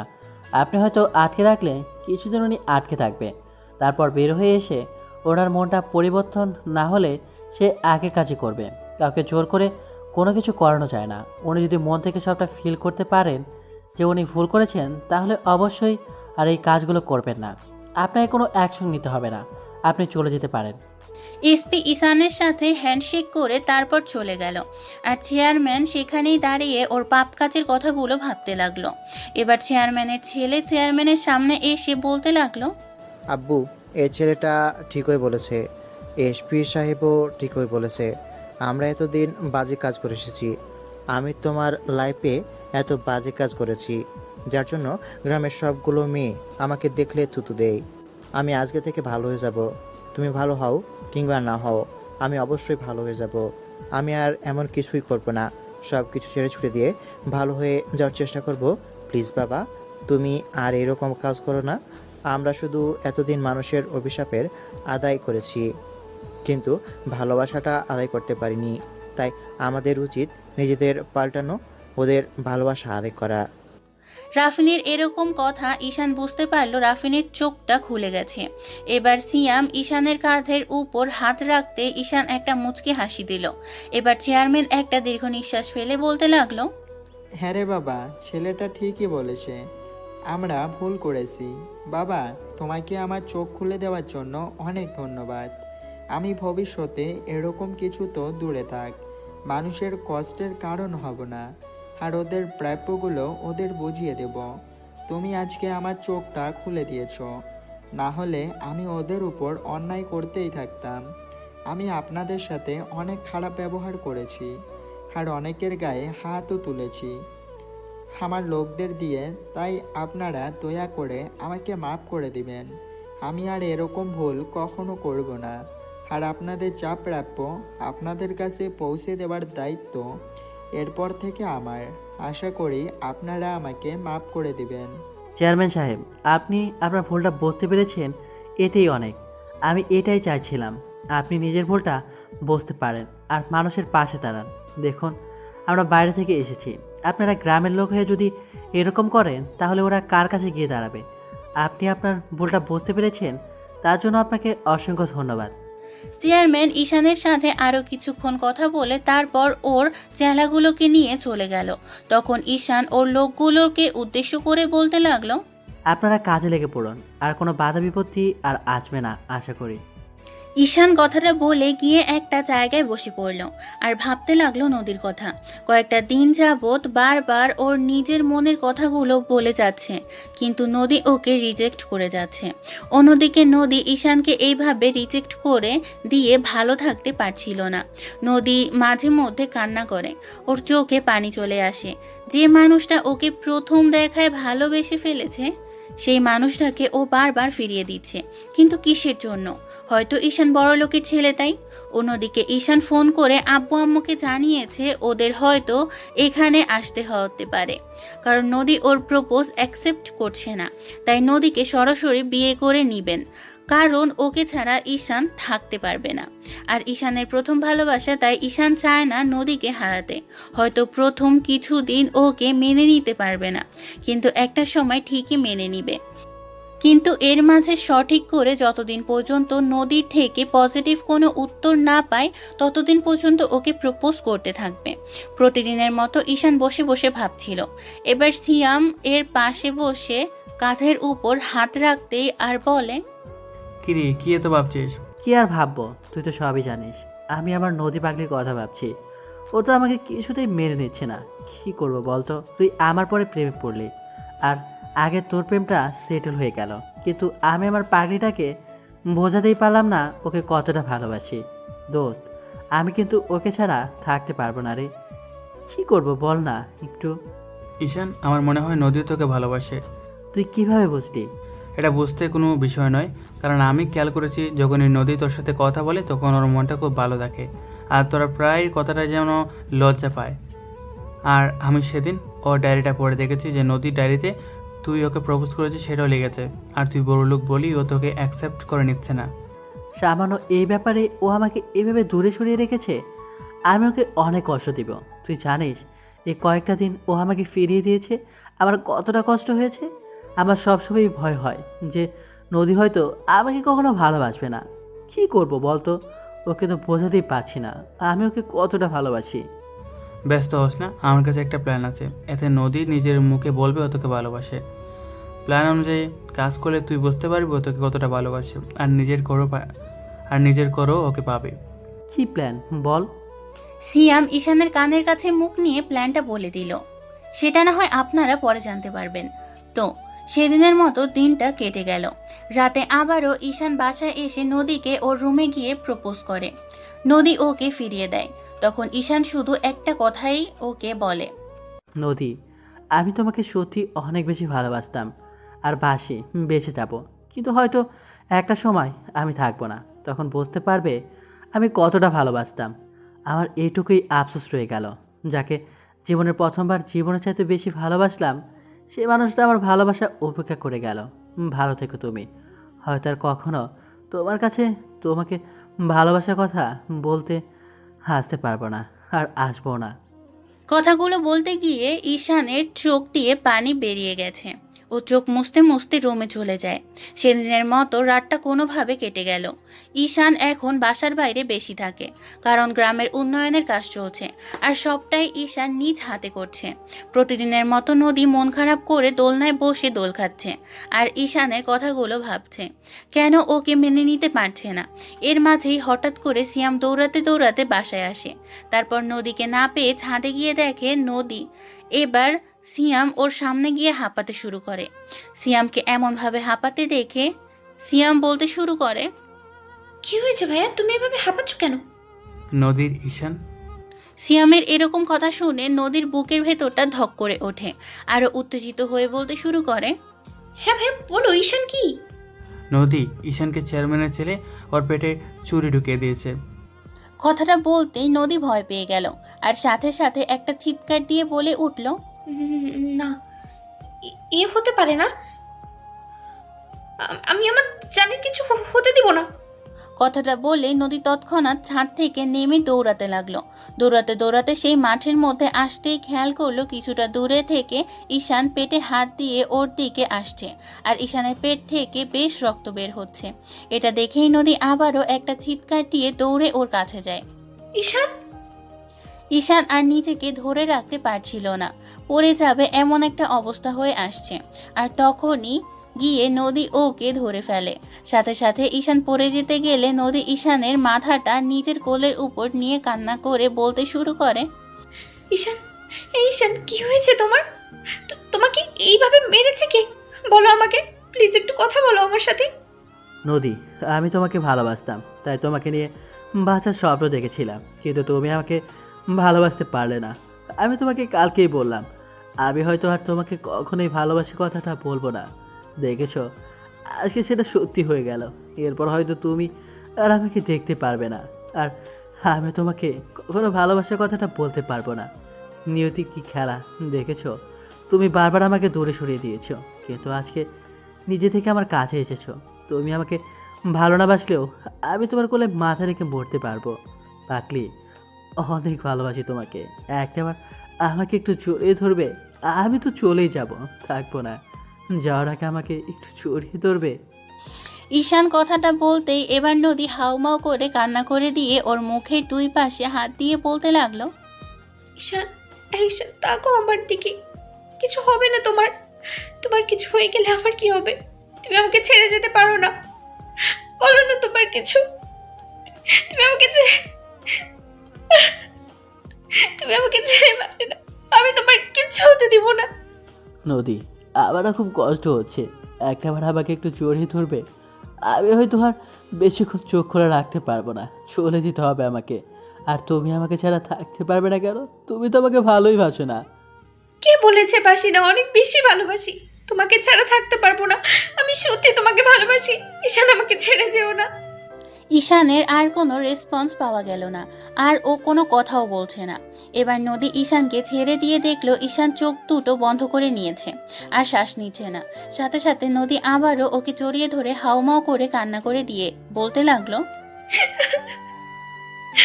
ঈশান, ঈশান, কেন আমাকে ছেড়ে গেলে? তুমি জানো না আমি তোমাকে কতটা ভালোবাসি। কেন এইভাবে আমাকে ছেড়ে গেলে? আমি কাকে নিয়ে থাকবো? সত্যি আমি তোমাকে অনেক বেশি ভালোবাসি। একটাবার ফিরে আসো। আমি আর কখনো তোমাকে কষ্ট দেব না। দেখো, বারবার নদী কান্না করছে আর কথাগুলো বলছে। নদীর খুব কষ্ট হচ্ছে। ঈশান ওর সাথে কথা বলছে না। এবার নদী বলতে লাগলো, ঈশান, তুমি চলে গেলে আমি আমি কাকে নিয়ে থাকবো? আমি তো তোমাকে ছাড়া থাকতে পারবো না। আমি আমি বাঁচতে পারবো না তোমাকে ছাড়া। একটাবার কথা বলো আমার সাথে। আমি ভুল করেছি, তোমাকে ফিরিয়ে দিই। সত্যি অনেক বেশি ভালোবাসি। আমি যদি জানতাম যে তুমি এমন করে আমাকে ছেড়ে চলে যাবে, আমি কখনো তোমাকে দূরে সরিয়ে দিতাম না। জান, এই জান, তাকাও না একবার আমার দিকে। নদী ঈশানকে জড়িয়ে ধরে কথাগুলো বলছিল। এবার হঠাৎ করে ওর কানে কানে বলতে লাগলো, এত ভালোবাসো তাহলে বলনি কেন? ঈশানের কথা শোনার সাথে সাথে নদী কান্না থামিয়ে বোঝার চেষ্টা করলো কি কথা বলছে। নদী ঈশানকে ছেড়ে দিতেই দেখলো ঈশান মিটমিট করে হাসছে আর ওর দিকে তাকিয়ে নদী বোঝার চেষ্টা করতে লাগলো। তখন ঈশান আবার বলতে লাগলো, এত ভালোবাসো তাহলে বলনি কেন? তার মানে তুমি এতক্ষণ আমার সাথে নাটক করছিলে, তাই তো? আমার মুখ থেকে ভালোবাসি কথাটা শোনার জন্য এইভাবে আমাকে কষ্ট দিলে? তুমি খুব বাজে। কেন এরকম করলে? জানো আমি কতটা ভয় পেয়ে গিয়েছিলাম। তুমি একটা মিথ্যাবাদী। আমি তোমাকে ভালোবাসি না। তুমি আমাকে এইভাবে কষ্ট কেন দিলে? একটাবার আমার কথা শোনো প্লিজ। না, আমি তোমার কোনো কথাই শুনবো না। তুমি অনেক বড় একটা চিটার। তোমার সাথে এইভাবে একটা তুমি আমার সাথে এইভাবে একটা মিথ্যা নাটক করতে পারলে? তুমি জানো আমি কতটা ভয় পেয়ে গেছিলাম? আমি তোমার সাথে আর কথাই বলবো না। যাও যাও, তুমি আমাকে কষ্ট দিয়েছো। না হলে তো তুমি নিজের মনের কথাগুলো বলতে না, আমাকে বারবার দূরে সরিয়ে দিতে। আমি তোমাকে আর ভালোবাসি না। তুমি আমাকে এত বড় একটা মিথ্যে বললে, তুমি আর কখনো আমার সামনে আসবে না। নদী কথাটা বলে কান্না করতে করতে দৌড়ে বাড়ির দিকে যেতে লাগলো। এবার ঈশান বুঝতে পারলো পাগলিটা খুব রাগ করেছে আর বেশ ভয় পেয়ে গিয়েছিল ঈশানের এরকম একটা সিচুয়েশন দেখে। তাই ঈশানও আর দাঁড়ালো না, নদীর পেছনে পেছনে দৌড়ে বাসায় চলে আসলো আর ওকে ডাকতে লাগলো। নদী বাসায় এসে তারপর দৌড়ে নিজের রুমে যায়। ঈশান বাসায় এসে ওর রুমে যেতেই নদী ঈশানকে দেখে তারপর ছাদে চলে গেল। ঈশান ছাদে চলে আসে, দেখতে পেল ঈশান কান্না করছে। ঈশান আর কোনো উপায় না পেয়ে দরজাটা আটকে দিয়ে ওর কাছে গেল। তারপর নদীর কাঁধের উপর হাত রাখতেই নদী এক ঝটকায় ওর হাতটা সরিয়ে দেয়। ঈশান বুঝতে পারলো এভাবে কিছুতেই কিছু হবে না। আর কোনো উপায় না পেয়ে নদীকে পেছন থেকে শক্ত করে জড়িয়ে ধরে। ছাড়ো আমাকে, একদম আমাকে টাচ করবে না। তুমি আমাকে ভালোবাসো না। এত বড় একটা নাটক তুমি আমার সাথে কেন করলে? আমি কখনো তোমাকে মাফ করবো না। এই পাগলি, ভুল হয়ে গেছে বলছি তো, প্লিজ একটাবার মাফ করে দাও। আর কখনো এরকম ভুল হবে না। আমি বুঝতে পারিনি আমার পাগলিটা এভাবে কষ্ট পাবে। আর তুমি তো নিজের মনের কথাগুলো বলেছিলে না, তাই এরকম একটা কাজ করতে হলো। তুমি একবারও ভাবোনি আমি কতটা কষ্ট পাবো? ছাড়ো আমাকে, ছবে না। কেন এরকম একটা নাটক করতে গেলে? তুমি জানো আমি কতটা ভয় পেয়ে গেছিলাম। সরি বাবুনি, আর কখনো এরকম হবে না। দেখো, তাকাও আমার দিকে। আমি কখনো এরকম করব না। একটাবার আমাকে মাফ করে দাও। দেখো, আর কখনো এরকম করব না। আমি তোমাকে আর ভালোবাসি না। তুমি আমাকে এত বড় একটা মিথ্যা বললে। তুমি আর কখনো আমার সামনে আসবে না। না, তুমি খুব পচা, খুব বাজে, আমাকে কষ্ট দিয়েছো। আমি তোমাকে কখনো ভালোবাসবো না। টাকা বড়, ছেড়ে দাও, আমাকে ছবে না। তুমি একটা বাজে ছেলে। নদী, প্লিজ জান, একটাবার তাকাও। বললাম তো না। প্লিজ প্লিজ প্লিজ কলিজা, তাকাও একটাবার আমার দিকে। দেখো, তুমি এভাবে কান্না করলে তো আমার কষ্ট হয়, বোঝো না তুমি? তাহলে তোমার এরকম একটা কথা শুনে আমার কতটা কষ্ট হয়েছিল তুমি বুঝতে পারোনি? বললাম তো সরি, আর কখনো এরকম হবে না। সরি বলে দিলেই কি সব ঠিক হয়ে যায়? আমার সরি চাই না। তুমি চলে যাও এখান থেকে। একদম আমাকে ছবে না, ছেড়ে দাও। নদী বারবার ছেড়ে দেওয়ার কথা বলছে, কিন্তু ও নিজে থেকে ঈশানকে ছাড়ানোর চেষ্টা করছে না। এবার নদী ঈশানের দিকে ঘুরছে না দেখেই ও বলল, বুঝতে পেরেছি, আমি অনেক বড় অন্যায় করে ফেলেছি, যার জন্য তুমি আমাকে মাফি করবে না আর ভালোবাসবে না। আচ্ছা ঠিক আছে, সমস্যা নেই। তখন তো নাটক করেছি, কিন্তু এখন সত্যিই মরে যাব। তুমি তো আমাকে ভালোই বাসো না, তাহলে আমার বেঁচে থেকে কী লাভ? ঈশান কথাটা বলে নদীকে ছেড়ে দিতে নদী এবার ঈশানের দিকে ঘুরে বিদ্যুৎ গতিতে শক্ত করে ওকে জড়িয়ে ধরে বুকে মুখ গুজে দিয়ে ফুপিয়ে ফুপিয়ে কান্না করতে লাগলো। ঈশান বুঝতে পারছে ওর পাগলিটা বেশ ভয় পেয়েছে, তাই ঈশান ওকে জড়িয়ে ধরে ওর মাথায় এক হাত দিয়ে বলতে লাগলো, এবার অন্তত থামো। দেখো, আর কখনো এরকম কথা বলবো না। তুমি বারবার কেন এসব কথা বলছো বলো তো? আর কখনো এরকম কথা বলবে না। তোমার কিছু হয়ে গেলে আমি তোমাকে ছাড়া থাকতে পারবো না। কি করে থাকবো বলো? আমি তোমাকে সত্যি অনেক বেশি ভালোবাসি। থাকতে পারবো না তোমাকে ছাড়া। আমি তো জানি আমার পাগলিটা আমাকে কতটা ভালোবাসে। এখন এই কান্না থামাও, একটু কান্না করবে না। তোমার কান্না আমি সহ্য করতে পারি না। আমি কি ইচ্ছা করে কেন করেছি, নাকি তুমি তো আমাকে কাঁদালে? ওকে, আর কখনো কাঁদবো না। এবার কান্না থামাও। কথাটা বলে ঈশান নদীর মুখটা তুলে তারপর ওর কপালে একটা ভালোবাসার পরশ দিয়ে দীর্ঘ 20 মিনিট পর ঈশান নদীকে ছেড়ে দিলে নদীর লজ্জা পেয়ে ওর বুকে মুখ লুকায়। এর মাঝে হঠাৎ করে ঈশানের আব্বু আম্মু, নদীর আব্বু আম্মু আর সিয়াম ছাদে আসতে ওদের এই অবস্থা দেখেই সিয়াম বলতে লাগলো, আন্টি আঙ্কেল, আমরা ভুল সময় চলে এসেছি, চলুন আমরা নিচে যাই, ওদের বিয়ের কথা বলি। কথাটা বলতেই এবার ঈশান নদী দুজনে দুজনকে ছেড়ে দিল। নদী লজ্জা পেয়ে একটু দূরে গিয়ে দাঁড়ালো আর ঈশান বলতে লাগলো, আব্বু আম্মু, তোমরা আর আসার সময় পেলে না? যাও নিচে যাও, নিচে গিয়ে বিয়ের কথা বলো গিয়ে। ঈশানের কথা শুনে সবাই একটা মুচকি হাসি দিয়ে তারপর নিচে চলে গেল। ঈশান একটা মুচকি হাসি দিয়ে নদীকে 2 হাতে জড়িয়ে ধরে। ভালো থাকুক ভালোবাসার মানুষগুলো। আজকের গল্পটা এই পর্যন্তই।